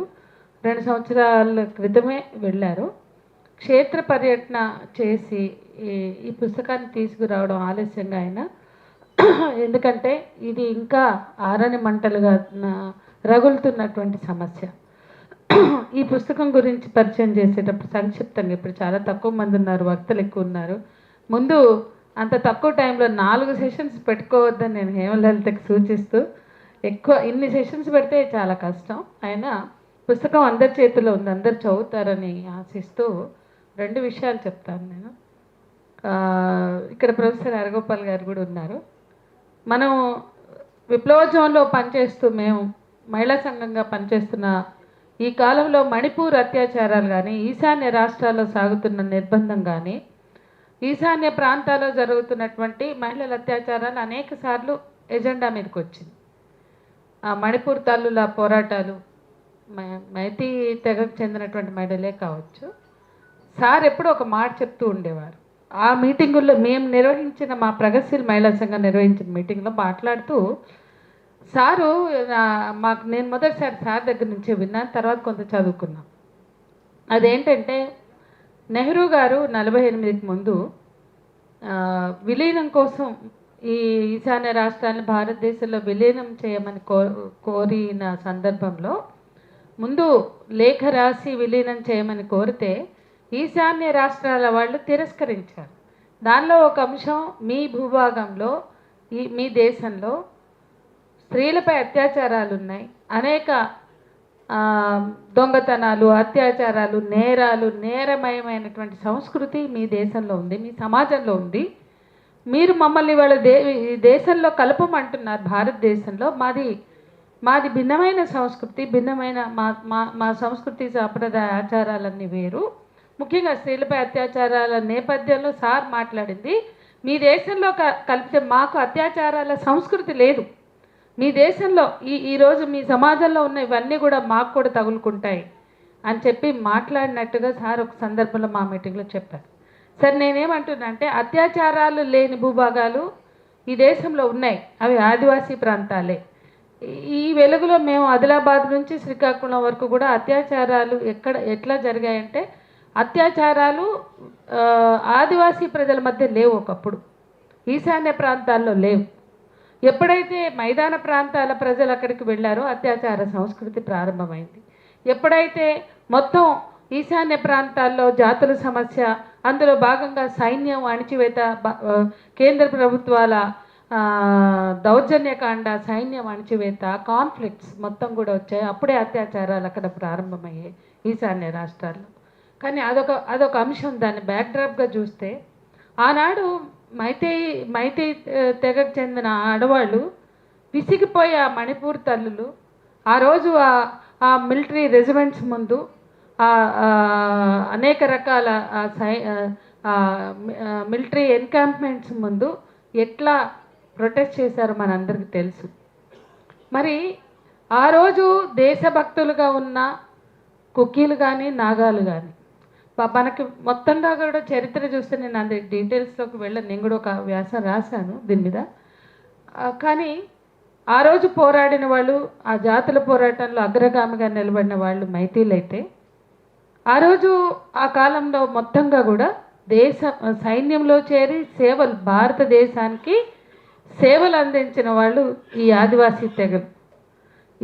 ఇప్పుడు మనం మాట్లాడుతున్న కుక్కీలు కానీ, నాగాలు కానీ, ముఖ్యంగా కుక్కీలు. అందుకే వాళ్ళు సైన్యంలో చేరి పనిచేశారు, చాలా చదువుకున్నారు, అనేక కొండల్లోనే ఉన్నారు, వాళ్ళు ఆదివాసీలే, 6th షెడ్యూల్లో ఉండవలసిన వాళ్ళే ఉన్నారు. కానీ ఆ రోజు వాళ్ళు ప్రభుత్వంలో భాగమై, కేంద్ర ప్రభుత్వంలో భాగమై తమ సేవలు అందించి చదువుకుని ఆ ప్రాంతంలో కొండల్లో జీవించినటువంటి వాళ్ళు, ఆ రోజు మైతీలు పోరాటం చేసిన వాళ్ళు అత్యాచారాలకు గురయ్యారు. ఈరోజు బీజేపీగా నేను అందులోకి ఆ వివరాల్లోకి వెళ్ళాను. కేంద్రంలో బీజేపీ వచ్చాక జరిగిన అనేక ఒప్పందాల తర్వాత, అనేక పరిణామాల తర్వాత ఇవాళ కుకీలు అత్యాచారాలకు బలవుతున్నారు. అంటే అన్ని కాన్ఫ్లిక్ట్స్లో కూడా స్త్రీలు అత్యాచారాలకు బలైతే అత్యాచారాలకి గురైన బాధిత వర్గమే ఈరోజు అత్యాచారాల ప్రేరేపణలో, నేరాల ప్రేరేపణలో కానీ ఉదాసీనత చూపించడం ఈరోజు షర్మిలతో సహా. ఈ పుస్తకంలో ముందు మాటలో రాస్తూ కె శ్రీనివాస్ గారు ఒక మాట అన్నారు. మణిపూరు, ఈ పుస్తకాన్ని ఉద్దేశిస్తూ, ఈ మణిపూరు ఆ రోజు సైన్యానికి వ్యతిరేకంగా పోరాడిన మణిపూర్ కాదు, సైన్యాలకు సంబంధించిన ఆ చరిత్రలో భాగంగా ఈ మణిపూర్ని చూడడానికి వెళ్ళలేదు. ఈరోజు షర్మిల అత్యాచారాలకు వ్యతిరేకంగా పోరాడిన ఆ మణిపూర్ కాదు ఇది. ఆ అత్యాచారాలకు వ్యతిరేకంగా పోరాడిన మణిపూర్ తల్లుల ఆక్రందన కాదు ఇది. అట్లాగే శాంతి కోసం ఈరోజు షర్మిల లాంటి వాళ్ళు పోరాడిన చిత్రం కాదు ఇది. ఇది మే నెలలో జరిగినటువంటి ఒక సమాజం మీద, దేశంలో ఒక దయనీయమైన, అమానవీయమైనటువంటి ఘటనలు, హింసాకాండ, లూటి, దారుణమైనటువంటి హింసాకాండకి నిదర్శనం అన్నట్టుగా ఆయన రాస్తారు ముందు మాటలో. ఈ చిత్రం భిన్నమైనది, ఆ చిత్రానికి భిన్నమైనది అని చెప్పి కూడా ఆయన అంటారు.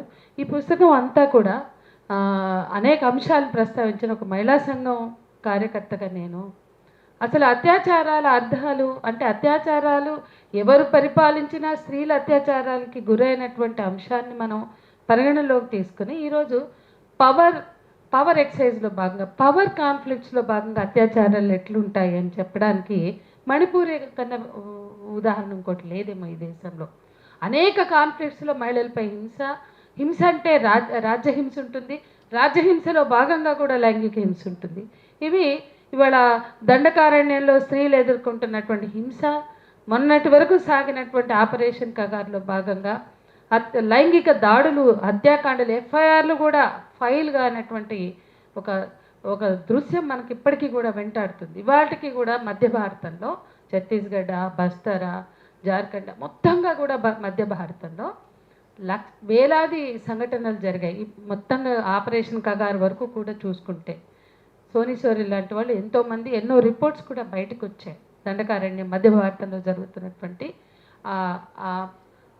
అత్యాచార పర్వాల గురించి. అయితే ఒక ఎఫ్ఐఆర్లు కూడా కానీ సందర్భంలో ఇవాళ మణిపూర్ సంఘీభావం మనం మాట్లాడుతున్నామంటే, మణిపూర మధ్య భారతమా, ఈ దేశంలో హత్యాకాండలు, అత్యాచార పర్వాలు నిరాటంకంగా ప్రశ్నించే పరిస్థితి కూడా లేకుండా యథేచ్ఛగా సాగిపోతున్నాయి. అక్కడ మణిపూర్లో అయినా, ఇక్కడ మధ్య భారతంలో అయినా రాజ్యంకి ఒకటే లక్ష్యం. ఇప్పుడు రవిశర్మ గారు, రవి కూడా చెప్పాడు, నార్ల రవి, ఇవాళ ఈ దేశ పెట్టుబడిదారులు సామ్రాజ్యవాదానికి ఊడిగం చేసేటువంటి దళారి పెట్టుబడిదారులు, ఈ పెట్టుబడిదారులు సృష్టిస్తున్నటువంటి విధ్వంసకాండ, వాళ్ళ ప్రయోజనాల కోసం ఇవాళ కుకీలు, నాగాల మధ్య ఉన్న వైరుధ్యాన్ని వాడుకున్న మేతీలు అధికారంలోకి రావడానికి ఊడిగం చేసినంత పోరాటాలు చేసి ఈరోజు జీ హుజూర్ జో హుకుం అనుకుంటూ కేంద్ర ప్రభుత్వానికి, బీజేపీకి గులాంగిరి చేయడానికి అంత పోరాట చరిత్ర కలిగిన మైతీలు బయలుదేరిన అంతా కూడా సామ్రాజ్యవాదులకు అనుకూలంగా, ఈ దేశ కేంద్ర ప్రభుత్వం లేదా ఈ దేశ పాలకులకి అనుగుణంగా అక్కడ ఎట్లా విభజనలు మారాయి, ఎట్లా సమీకరణలు మారాయి, ఎట్లా, కానీ వాళ్ళ వెనుక ఉన్నటువంటి లక్ష్యం ఏంటి మనకు స్పష్టం.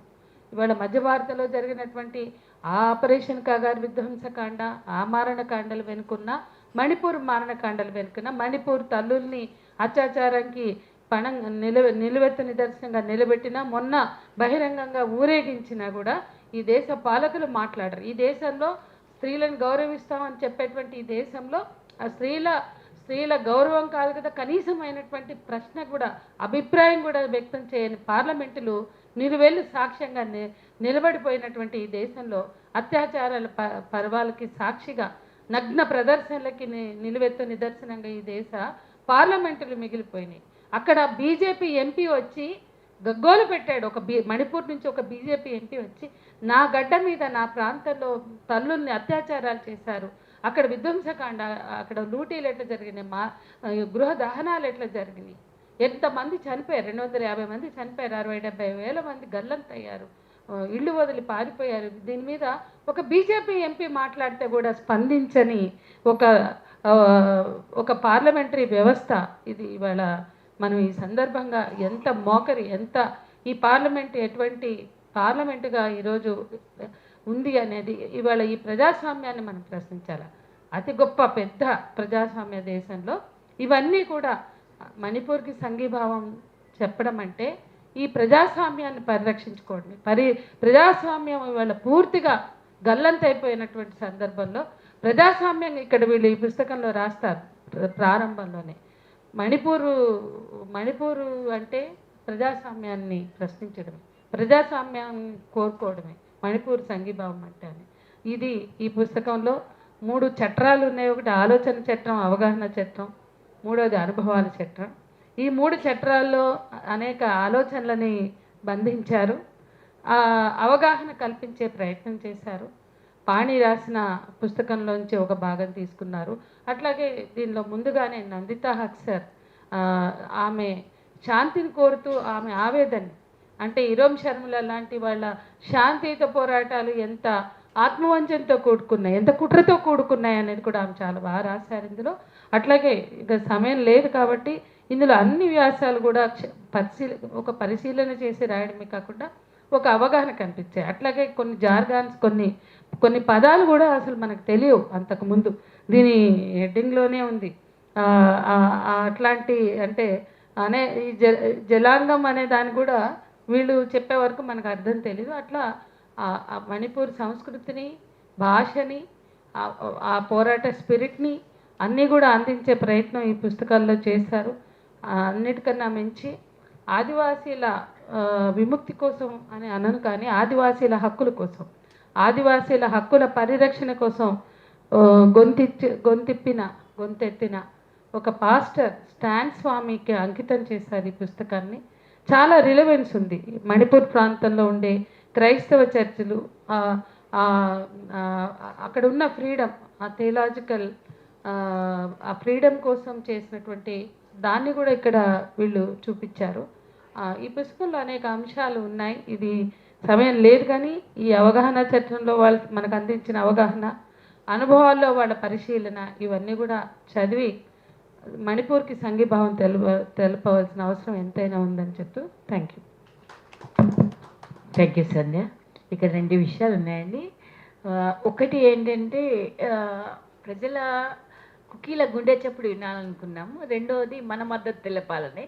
అందుకని 2 వైపుల నుంచి 2 సెక్షన్స్ కలిపేటప్పటికల్లా కొంత లెంతీగా అయింది, కొంత సమయం తక్కువైంది. కాబట్టి క్షమించాలి. ఈసారి జాగ్రత్తలు తీసుకుంటామని మనం వేస్తూ ఇప్పుడు ఎల్రా హెచ్ రవీందర్ మరి సీనియర్ జర్నలిస్ట్ని వచ్చి ఈ పుస్తకాన్ని పరిచయం చేయవలసిందిగా కోరుతున్నా.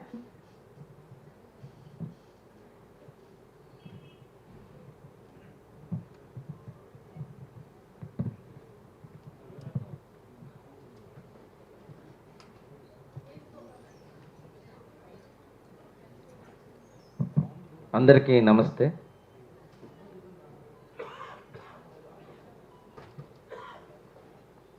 కుకీ ల్యాండ్ పుస్తక పరిచయం గురించి స్వయంగా బాధితులు చెప్పిన తర్వాత ఆ బాధితుల కథనాలు రాసిన పుస్తకాన్ని పరిచయం చేయడం అంటే చెరవడం, చెప్పిందే చెప్పడం అవుతుంది. అయితే మణిపూర్లో జరిగినటువంటి ప్రయోగానికి సంబంధించి దానికి పోలికలు ఉన్నటువంటి ఒక చిన్న ప్రయోగం మన తెలంగాణలో ఉమ్మడి ఆదిలాబాద్ జిల్లాలో జరిగింది. దాని గురించి ముందుగా చెప్పిన తర్వాత పుస్తకం గురించి ఒక 2 విషయాలు మాట్లాడి సంక్షిప్తంగానే ముగిస్తాను. ఆదిలాబాద్ జిల్లాలోని అడవులలో వామపక్ష విప్లవోద్యమం వెనుకపట్టు పట్టిన తర్వాత అక్కడ అడవులను ఆనుకొని ఉన్నటువంటి గ్రామాల్లో వనవాసి కళ్యాణ పరిషత్ కార్యక్రమాలు మొదలైనవి. ఈ వనవాసి కళ్యాణ పరిషత్ ఎవరిదో సంఘీ పరివారానికి సంబంధించినటువంటిది. ఆ తర్వాత ఆ జిల్లాలో, ఆదిలాబాద్ జిల్లాలో మొదటి నుంచి కూడా ఒక 20-25 ఏళ్ళ నుంచి క్రితము ఆదివాసీ హక్కుల పోరాట సమితి లాంటి ఒక సంఘాలు ఏర్పడి ఆదివాసీ హక్కుల కోసం, వాళ్ళకి రిజర్వేషన్ల కోసం బయటి నుంచి మహారాష్ట్ర నుంచి వచ్చినటువంటి లంబాడీలు వాళ్ళ రిజర్వేషన్లు కొల్లగొడుతున్నారనేటువంటి దాని మీద రకరకాల ఉద్యమాలు చాలా కాలం కొనసాగినాయి. దానికి సమాజం మద్దతు, తెలంగాణ ప్రజల మద్దతు, అన్ని రాజకీయ పార్టీల మద్దతులు కూడా లభించినాయి.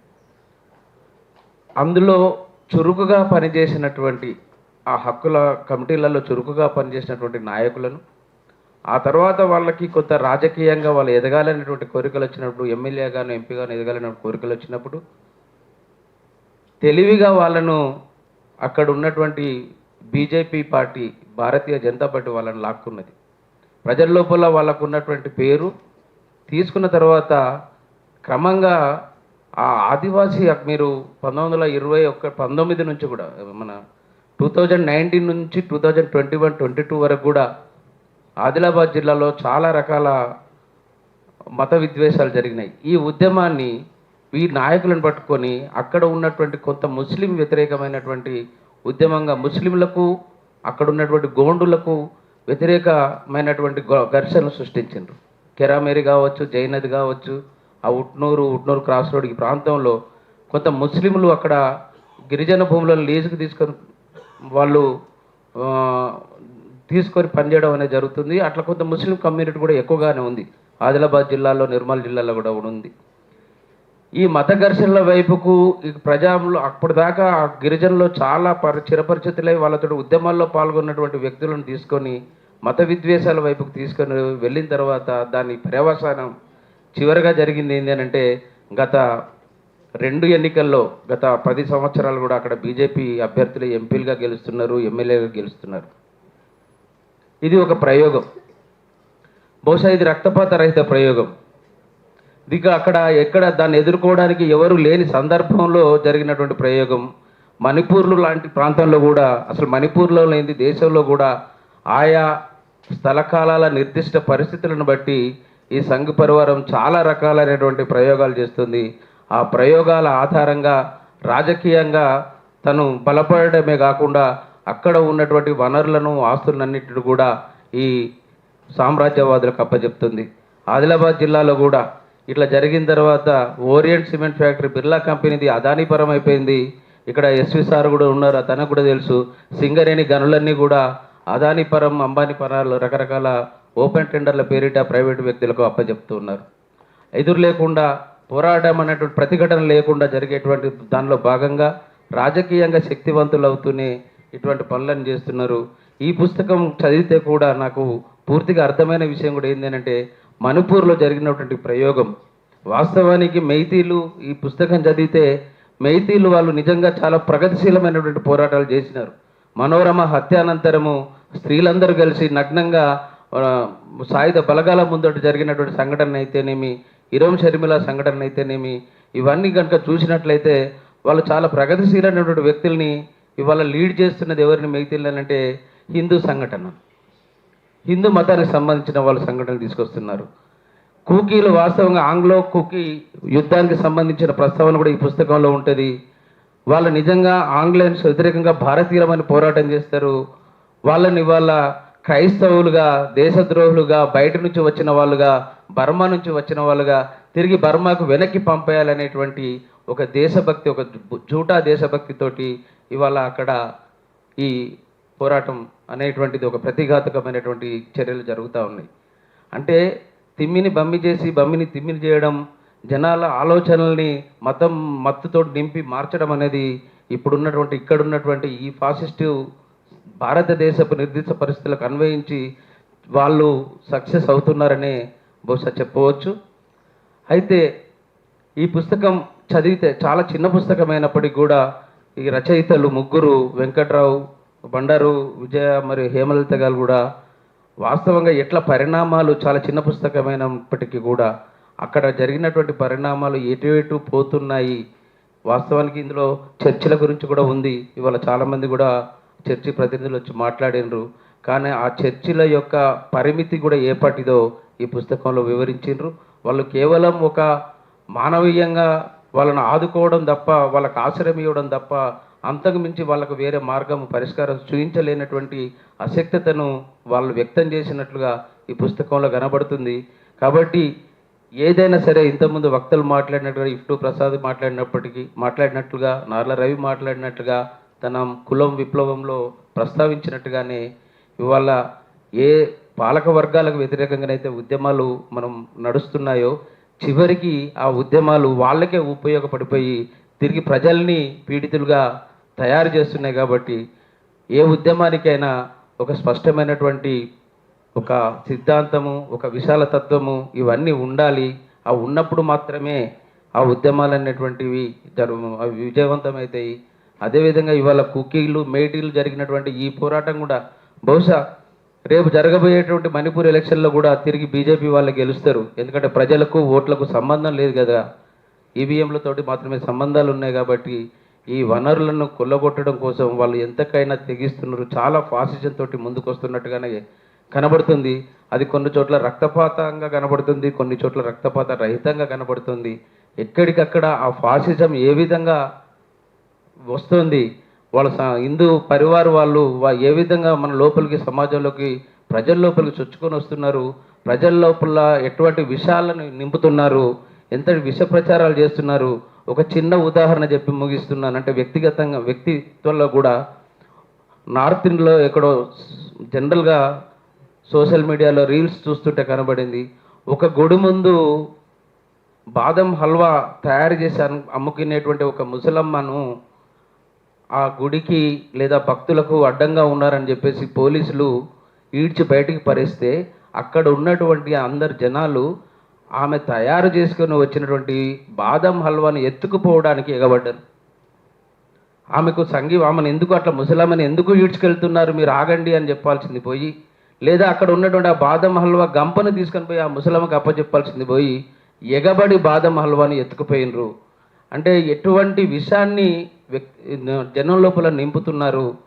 ఒక సామాజిక చైతన్యం లేకపోవడం, ఆ సామాజిక చైతన్యాన్ని చెప్పేటువంటి వాళ్ళని లేకుండా చేయడం, ఇదంతా జరుగుతుంది. కాబట్టి వీటన్నిటిని కూడా అంటే ఇప్పుడున్నటువంటి అధికారంలో ఉన్నటువంటి అది ఏమన్నా కానివ్వండి, అది నేనైతే హిందూ మతోన్మాద పార్టీ, ప్రధానంగా బీజేపీ పార్టీ రకరకాల రూపంలో దాన్ని ఎన్నుకున్నటువంటి మన ఆర్ఎస్ఎస్ కావచ్చు, వీళ్ళందరూ కూడా చాలా పద్ధతి ప్రకారం, చాలా కుట్రల ప్రకారం వీళ్ళు వచ్చేసి మన ప్రజలందరినీ కూడా రకరకాలమైనటువంటి చైతన్య రహితులుగా చేసి ఇవాళ దేశం మీద, ప్రజల మీద, ఇక్కడ ఉన్నటువంటి వనరులను అన్నిటిని కూడా కొల్లగొట్టేటువంటి ప్రయత్నం చేస్తున్నారు. దాన్ని మనం గమనించుకుంటూ పోవాలి. ఈ విధంగా సంఘీభావం తెలిపేటువంటి సంస్కృతి తెలుగు ప్రజలది చాలా మొదటి నుంచి ఉంది. ఆ క్రమంలో ఈ పుస్తకం తీసుకొచ్చిన మీ అందరికీ ధన్యవాదాలు తెలియజేస్తూ ముగిస్తున్నా. Thank you. థ్యాంక్స్ అన్న. మీరు మన తెలంగాణని మణిపూర్ని కంపేర్ చేస్తూ చక్కటి సందేశాన్ని ఇచ్చారు. All India Christian community churches నుంచి ఒక 30 సెకండ్లు ఇది చదవమని చెప్పి మీటింగ్ మొదలైనప్పటి నుంచి చెప్తున్నారు. కాబట్టి ఒక్క 30 సెకండ్లు. గౌరవనీయులైన సభాధ్యక్షులు ప్రొఫెసర్ హరగోపాల్ గారికి, వేదికపై ఉన్న ముఖ్య అతిథులకు, కుకీ సంఘ ప్రతినిధులకు, ప్రజా సంఘాల నాయకులకు మరియు పుస్తక సంపాదకులకు, ఇక్కడ విచ్చేసిన ప్రజాస్వామ్యవాదులందరికీ మా విప్లవాత్మక నమస్కారాలు. ఈరోజు జూన్ 7, 2026న హైదరాబాద్లోని ఈ సుందర విజ్ఞాన కేంద్రం ఒక చారిత్రాత్మక అవసరానికి వేదిక అయింది. మణిపూర్లో నెలకొన్న అశాంతి, అక్కడ నలిగిపోతున్న అమాయక ప్రజల ఆవేదన మనల్ని ఇక్కడికి నడిపించింది. ఇది కేవలం ఒక సభ కాదు, ఇది గాయపడిన మణిపూర్ గుండెకు హైదరాబాద్ అందిస్తున్న ఒక ఓదార్పు. మేము మీకు అండగా ఉన్నామని చాటి చెప్పే ఒక బలమైన సంఘీభావ గళం. మణిపూర్ ఈరోజు నిప్పుల గుండంలో మారింది. కుకీ కమ్యూనిటీకి చెందిన మన సోదర సోదరీమణులు పడుతున్న బాధ, వారు కోల్పోయిన ప్రాణాలు, ఇల్లు, వారి కళ్ళల్లోని భయం మనల్ని కలిచివేస్తుంది. రెవరెండ్ టాంగ్ బాయ్ హడ్లాంగ్ గారు, మిస్టర్ పావలెన్ గారు, విలియం హోకే గారు, సిస్టర్ ఆశాజ్యోతి గారు, శ్రీ నాల్ల రవి గారు, ఎస్వి గారు, రవీంద్ర గారు, పిపి గారు, వారిది మాత్రమే కాదు, దేశంలో శాంతిని, మానవ హక్కులను కాంక్షించే ప్రతి ఒక్కరికి ఈ బాధ. ఈరోజు ఈ వేదికపై ఆవిష్కృతమైన Kuki land Zalengam, a land of freedom అనే పుస్తకం కేవలం అక్షరాల సమాహారం కాదు, ఇది మా బాధ. అది ఒక జాతి స్వేచ్ఛాకాంక్ష, వారి హక్కుల పోరాటం మరియు వారి అస్తిత్వ ప్రకటన. మణిపూర్ సమస్యను కేవలం ఒక ప్రాంతీయ సమస్యగా చూడకండి. ప్రొఫెసర్ మిగతా ఇది కనపడలేదు సరిగ్గా. ఇది దేశ ప్రజాస్వామ్య ఉనికికి సంబంధించిన ప్రశ్న. మణిపూర్లో శాంతి వర్ధిల్లాలి, అక్కడ అణచివేత ఆగిపోవాలి, మానవ హక్కుల రక్షణ జరగాలి. ప్రజాస్వామ్య దేశంలో ఏ వర్గం కూడా పరాయీకరణకు గురి కాకూడదు. అన్ని ప్రజా సంఘాలు, మానవ హక్కుల సంస్థలు, మైనారిటీలు మరియు పౌర సమాజం అంతా ఒకే తాటిపైకి వచ్చి మణిపూర్ ప్రజలకు మద్దతుగా నిలవాల్సిన సమయం ఇది. చివరిగా మణిపూర్ సోదర సోదరీమణులకు మేము మా చర్చి నుంచి ఇచ్చే భరోసా ఒక్కటే: మీరు ఒంటరి కాదు. మీ స్వేచ్ఛ కోసం, మీ శాంతి కోసం, మీ హక్కుల కోసం అందరితో కలివిడి నిలబడి హైదరాబాద్ నుండి మణిపూర్ దాకా మన పోరాటం కొనసాగుతుందని, మీతో మేము ఉంటామని, మీతో చేయి చేయి కలిపి నడుస్తామని మానవ హక్కుల నాయకుల ముఖాముఖిన వారి సన్నిధిలో వారి మీ పోరాటానికి సంఘీభావం తెలుపుతామని చెప్తూ మానవ హక్కులు వర్ధిల్లాలి. జై హింద్. థ్యాంక్స్ అన్న. ఇప్పుడు రవి గారు వెళ్ళిపోయారా? సిపిఐఎం రవి గారిని వచ్చి మాట్లాడవలసిన కోరుతున్నాను. ఇది మనం ఇక్కడ ఏదైతే మాట్లాడుతున్నామో అదంతా కూడా మిగతా కొన్ని చర్చెస్, సంఘాలు ఎక్కడైతే వాళ్ళ కుకీ కమ్యూనిటీ ఎవరైతే మనం అండగా నిలబడుతున్నాం అనుకుంటున్నామో వాళ్ళ చర్చిలన్నిటికీ కూడా, వాళ్ళ సంఘాలన్నిటికీ కూడా, వాళ్ళ ఆర్గనైజేషన్స్ అన్నిటికీ కూడా ఈ లింక్ ద్వారా వాళ్ళందరూ చూస్తున్నారు. దాన్ని గమనించి కూడా మీరు మాట్లాడినందుకు చాలా కృతజ్ఞతలు. మాట్లాడాల్సి కోరుతున్నాను. ఈ కుకీల సంఘీభావ సదస్సు నిర్వహిస్తున్నటువంటి నిర్వాహకులకు ప్రత్యేకమైన అభినందనలు. అట్లనే ఈ బుక్ని సంపాదకులుగా వ్యవహరించిన హేమలలిత గారు, వెంకట్రావు గారు, ఇందులో ఉన్న రచయితలు, ఫీల్డ్ మీద కూడా పోయి క్షేత్రస్థాయి సమాచారాన్ని అందించినటువంటి అందరికి కూడా అభినందనలు. అదే సందర్భంగా అందరూ మాట్లాడారు. అక్కడ ఉన్నటువంటి అటవీ వనరులని అదానీలకి, అంబానీలకి దోచిపెట్టాలనేటువంటి ఒక మూలమైన కాన్సెప్ట్ అది. అక్కడి నుంచి ఆదివాసీలందరినీ వెళ్ళగొట్టాలంటే ఒక అలజడి క్రియేట్ చేయాలనేటువంటిది ఒకటి. కుకీలు, నాగాలు విస్తారమైన ప్రాంతంలో, అడవి ప్రాంతం అంతా ఉన్నారు. మైతేయులు కొద్ది ప్రాంతంలో ఎక్కువ మంది కేంద్రీకృతమై ఉన్నారు. ఆర్ఎస్ఎస్ ఎజెండా ప్రకారం ఈ చిచ్చు రగిల్చారు. అయితే అక్కడ జరిగినటువంటి ఘోరాలు, దారుణాలు ఒక భాగం అయితే, ఈ దేశం మొత్తాన్ని వాళ్ళు సంఘీభావం రాకుండా చేయటంలో కూడా, సంఘీభావం అయితే వచ్చింది కానీ మెజారిటీ ప్రజలు ఈ రోజు కూడా బాధితుల్ని బాధితులుగా చూడట్లేదు. బాధితుల్ని ఒకటి క్రిస్టియన్లుగా చూస్తున్నారు. అంటే మతం మారినోళ్ళని, లేకపోతే వాళ్ళకేదో వేరే మూలాలు ఉన్నాయని. అంటే వాళ్ళకి దేశ ప్రజలందరూ సంఘీభావం తెలపటానికి అవకాశం లేకుండా హిందువులు, క్రిస్టియన్లు అనేటువంటి విభజన తీసుకొచ్చి రెచ్చగొట్టి తీసుకురావటంలో సక్సెస్ అయింది ఆర్ఎస్ఎస్. రెండోది, వాళ్ళు ఆదివాసీలు కాదు క్రిస్టియన్లు అని చెప్పటం ఒకటి, వాళ్ళు ఉగ్రవాదులు అని చెప్పటం ఒకటి. వాళ్ళ దగ్గర ఆర్మ్డ్ ఉన్నాయి, ఆర్మ్డ్ స్ట్రగుల్ చేస్తున్నారు వాళ్ళ దగ్గర. కానీ వాస్తవంగా బీరేన్ సింగ్ చెప్పిన దాని ప్రకారం చూసినా, అనేక సందర్భాల్లో చూసినా ఎక్కువగా ఆయుధాలు వాడింది ఎవరు, ఇవన్నీ మనం చూసాం. ఇంటర్నెట్ ఎందుకు బంద్ చేశామని అడిగితే వాళ్ళు చెప్పింది ఏంటంటే, అలాంటి సంఘటనలు కొన్ని వందలు జరిగినాయి కాబట్టి అవన్నీ చూపించాల్సి వస్తుంది కాబట్టి మేము ఇంటర్నెట్ బంద్ చేశామని వాడు ఒప్పుకున్నాడు డైరెక్ట్ సీఎం. ఇట్లాంటి ఘటనలు కూడా జరిగినాయి. ఈ రోజు కూడా 70,000 మంది పునరావాస క్యాంపుల్లో అత్యంత దయనీయమైనటువంటి పరిస్థితుల్లో ఉన్నది. అంటే ఈ దేశం వీటిలోంచి బయట పడలేదా ఏంటి అనేది చూసినప్పుడు ఏంటంటే ఈ మధ్యకాలంలో ఆన్లైన్లో కూడా ఉద్యమాలు పెళ్ళిబుకుతున్నాయి. ఈ ఒక్క నెల రోజుల్లో చూసినప్పుడు 70 ఆన్లైన్లో వచ్చినటువంటి కార్మిక వర్గ సమ్మెలు నోయిడాలు, గురుగావులు రగులుతున్నటువంటి పరిస్థితి కూడా మనం చూస్తున్నాం. 6వ షెడ్యూల్లో చేర్చాలని చెప్పి అక్కడ లడాఖ్లో ఆయన పోరాటం చేస్తూ ఉంటే ఆయన కూడా ఉగ్రవాదిగా ముద్ర వేసేశారు. అట్లా నిన్న ఆయన యూత్ మూవ్మెంట్లో కూడా పాల్గొన్నాడు. ఇట్లా చూసుకుంటూ ఏంటంటే వాళ్ళు బుల్డోజ్ చేసుకుంటూ వెళ్ళిపోతున్నారు. వాళ్ళు ఏం చేయాలనుకుంటున్నారో వాళ్ళు అది చేస్తున్నారు, ప్రతిదీ చేస్తున్నారు. వాళ్ళు ఎక్కడ ఏ పాయింట్లో కూడా మిస్ కావట్లేదు, మన గమనంలో పెట్టుకోవాలి. రెండోది ఏంటంటే భారతదేశంలో కూడా ఒక రాష్ట్రాన్ని ఏమంటే ఇంకొక రాష్ట్రం, ఒక రాష్ట్రాన్ని ఏమంటే ఇంకో రాష్ట్రం, ఏ రాష్ట్రాన్ని వదిలిపెట్టకుండా బుల్డోజ్ చేసుకుంటూ పోతున్నారు. జైత్రయాత్ర కొనసాగిస్తూ ఉన్నారు. ఇది మనకి ఇష్టం లేకపోయినా, మనకు కష్టమైనా, మనకు బాధ అయినా ఇది మాత్రం అది వాస్తవం. ఒక రాష్ట్రాన్ని వెంబట్టి ఇంకొక రాష్ట్రాన్ని జైత్రయాత్ర చేసుకుంటూ బుల్డోజర్ చేసుకుంటూ భారతదేశంలో ముందుకు పోతున్నారు మన ప్రధాన శత్రువు.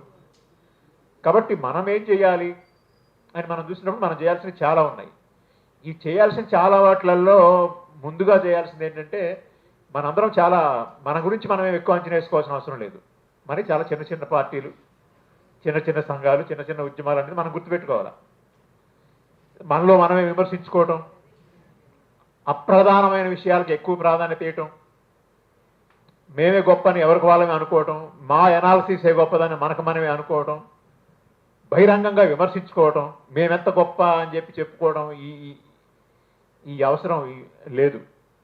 అలాంటి రోజులు కూడా కాదు. ఆ ఈగోలు లేకపోతే ఆ గొప్పతనాలు ఇప్పుడు అవన్నీ అవసరం లేదు.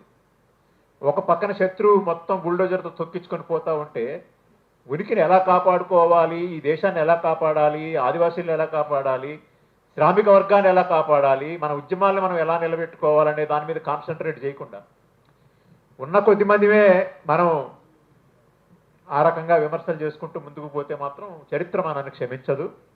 దీని విషయం మాత్రం మనందరం కూడా గమనంలో పెట్టుకోవాల్సిన అవసరం ఉంది. ఆ విషయంలో కొంత మెరుగు కనపడుతుంది ఈ మధ్యకాలంలో. ఆ ఐక్యతని ప్రజా సంఘాలుగా కానీ పార్టీలుగా కానీ ముందుకు తీసుకుపోవాల్సినటువంటి అవసరం చాలా ఉంది.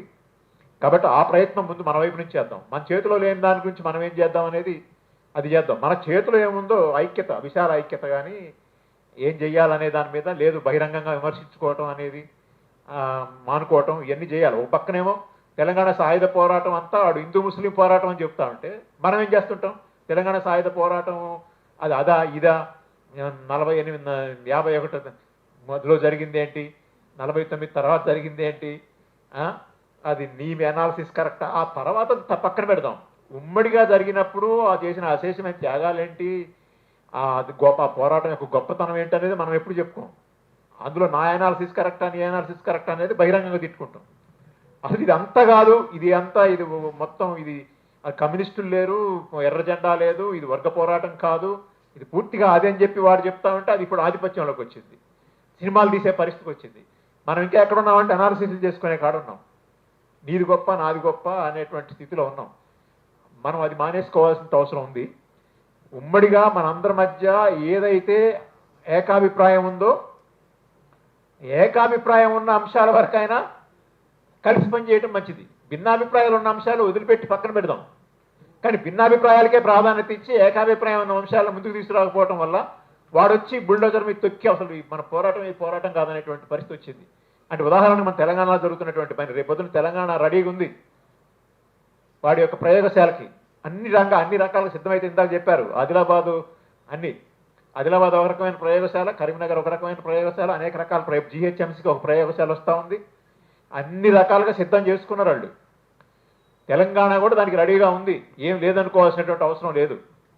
కాబట్టి తెలంగాణలో ఉన్న మనము ఇప్పుడున్న పరిస్థితులలో ఏ రకంగా పెద్ద సంఘటన ముందుకు తీసుకుపోగలం, కర్ణాటకలో లాగా ఎద్దేళ్ళు కర్ణాటకం తీసుకొస్తామా, ఇంకొకటి తీసుకొస్తామా, ఇంకొకరా ఏం తీసుకొస్తాం అనేటువంటిది ఇవన్నీ మనం ఆలోచించాల్సినటువంటి అవసరం ఉంది. ఎందుకంటే అక్కడ ఇక్కడ 2 చోట్ల వాడే ఉంటే డబుల్ ఇంజిన్ సర్కార్ వేరు, సింగిల్ సర్కార్ ఢిల్లీలో వాడు ఉంటే ఇక్కడ కాంగ్రెస్ వాడు ఉన్నా బీఆర్ఎస్ ఉన్నా అది వేరు. కానీ ఢిల్లీలో ఉన్నవాడే హైదరాబాద్లో కూడా ఉంటే అది ఇంకో రకంగా ఉంటుంది, అది ఇంకా ప్రమాదం. కాబట్టి ఆ రకమైన ప్రమాదం ఈ రాష్ట్రంలో రాకుండా ఉండటం కోసం ఏం చేయాలనే దాని మీద ఈరోజు మణిపూర్ సంఘీభావ సదస్సు సందర్భంగానైనా, మణిపూర్ అనేది ఒక పెద్ద విషాదం, ఒక పెద్ద దుర్మార్గం, ప్రపంచమే నెవ్వెరబోయినటువంటి భయంకరమైన సంఘటనలు జరిగినటువంటి అత్యంత విషాదకరమైనటువంటి ఇది. రేపు అలాంటిది ఆ స్థాయిలో కాకపోయినా ఇంకేదో ఒక స్థాయిలో మన ప్రాంతంలో కూడా ప్రాంతాల వారీగా రకరకాల వచ్చేదానికి అవకాశం ఉంటుంది. కాబట్టి అలాంటి రాకుండా ఎలా కాపాడుకోవాలనే దాని మీద ఒక సృజనాత్మకమైనటువంటి ఆలోచనలు చేయడానికి అందరం సిద్ధం కావాలని చెప్పి ఈ మణిపూర్ సంఘీభావ సదస్సు అనేది మంచి వాళ్ళని కూడా ఇన్వాల్వ్ చేసి దీన్ని నిర్వహించడం అనేది చాలా గొప్ప విషయం. మంచి కృషి చేశారు. ఆ కృషి చేసినటువంటి నిర్వాహకులు ఎంత అభినందించినా తక్కువే. కాబట్టి మరోసారి వారికి అభినందనలు తెలియజేస్తూ సెలవు.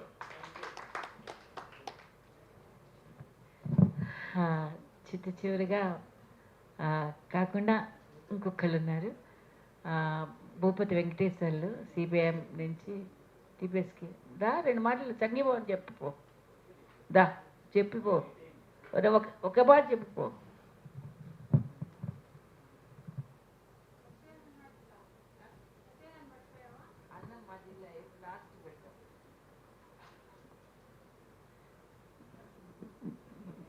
సభ చాలా అత్యంత ఉన్నతంగా జరిగింది. అందులోటి ఎవరైతే బాధితులో ఆ బాధితులు ఇక్కడికి రావడం, వాళ్ళు తమ వేదనలు, తమ బాధల్ని వాళ్ళు ఇక్కడ విన్నవించుకోవడం, మనము వాళ్ళకు అనేక ప్రజా సంఘాలు సంఘీభావం తెలపడం అనేది ఈ సభ యొక్క ఒక హైలైట్. అరుంధతి రాయ్ కూడా ఒక మాట అంటారు, మణిపూర్లో జరుగుతున్నది జాతి ప్రక్షాళన కాదు, దీన్ని మనం ఒక ప్రతిఘటించడం అనేది ఒక ప్రజాస్వామిక కర్తవ్యం అని అంటది. ఈరోజు మనం ప్రతిఘటించటం కోసం ఇలా అనేక సంఘాలు వచ్చినాయి, అనేక సంఘాలు సంఘీభావం తెలియజేసినాయి. కాబట్టి ఈ సంఘీభావం ఇలాగే కొనసాగాలి, మన ఐక్యత ఇలాగే కొనసాగాలి. పెద్ద మార్పులు, పెను మార్పులు రాబోతూ ఉన్నాయి. ఆ మార్పులను మనం ఆహ్వానిస్తూ మనం మరింత చైతన్యవంతంగా మన ప్రజాస్వామిక ప్రజాతంత్ర సంఘాలన్నీ ఐక్యం కావాల్సిన అవసరం ఎంతైనా ఉందని తెలియజెప్తూ ఈ అవకాశం ఇచ్చిన ఈ వేదికకు ప్రత్యేకమైన ధన్యవాదాలు, కృతజ్ఞతలు. ప్రత్యేకమైన కృతజ్ఞతలు మా భూపతి తమ్ముడికి కూడా, ఎందుకంటే ఫస్ట్ నుంచి ఈనాటి వరకు ఇప్పటి వరకు కూడా అంతో ఇంతో మాకు మద్దతుగా సహాయపడుతూ నిలబడు. Thank you Bhupathi. నా చిట్టి చివరిగా మా వాళ్ళు అనుకున్న వాళ్ళు ఎప్పుడైనా సరే చివర్లోనే పెడతాం. అలాగే మా జిల్లా అన్న సాగినేని వెంకటేశ్వర్లు గారు ఇప్పుడు తన ఉపకథనే వినిపిస్తారు. మిత్రులారా, కాలాతీతం అయిపోయింది. అందరూ చెప్పిన విషయాలన్నీ మీరు విన్నారు. నేను ఒక్క మాట చెప్పి ముగిస్తాను. ఎందుకు ఇదంతా జరుగుతుంది?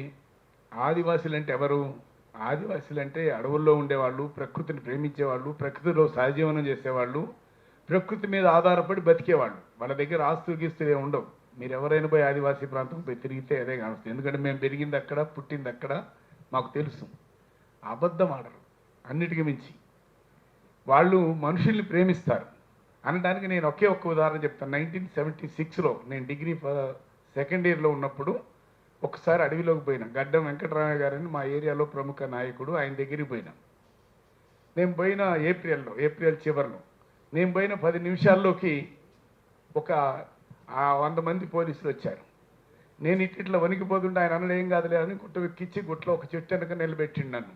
నేను ఏం జరుగుతుందని చూస్తుంటే ఒక పోలీసు ఆయన పడిపోయాడు. ఎత్తుకొని వెళ్ళిపోయారు.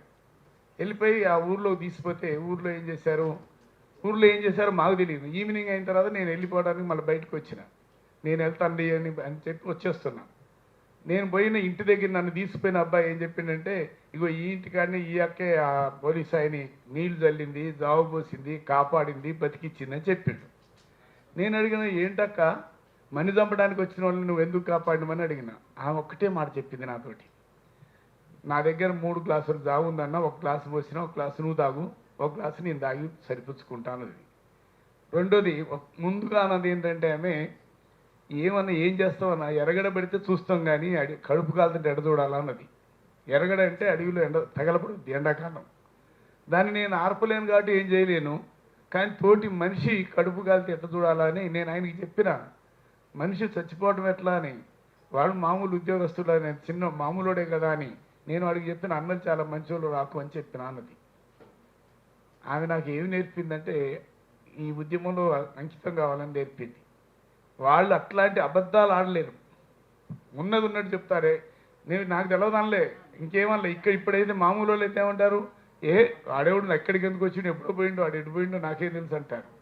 వాళ్ళు నీళ్లు పోసింది, జావ పోసింది అన్నీ అంగీకరించి మరీ చెప్పింది ఆమె. అవును మనిషిని కాబట్టి నేను బతికిచ్చినా అని.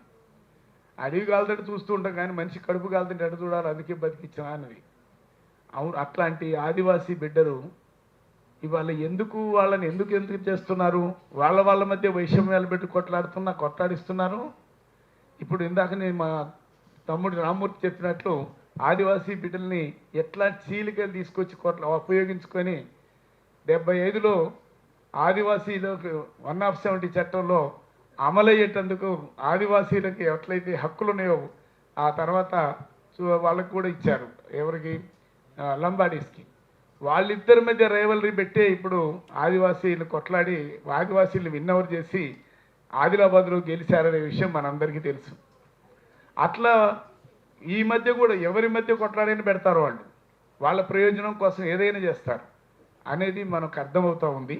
అందుకే ప్రధానంగా ఆ గుట్టల కింద, వాళ్ళ గుడిసెల కింద, ఆదివాసీ బిడ్డల పోడు కింద, గూడు కింద, గుడిసెల కింద వాళ్ళు అనుభవిస్తున్న అడవి ప్రాంతంలో ఉన్న సర్వ సంపదల్ని, ప్రధానంగా ఖనిజాలన్నీ అక్కడే ఉన్నాయి. మీరు ఖనిజాలను ఎక్కడైనా తీసుకోండి. మా ఇల్లెందు ప్రాంతంలో మొత్తం నేను ఇల్లెందు నుంచి భద్రాచలం దాకా 7 రకాల ఖనిజాలను చూశాను.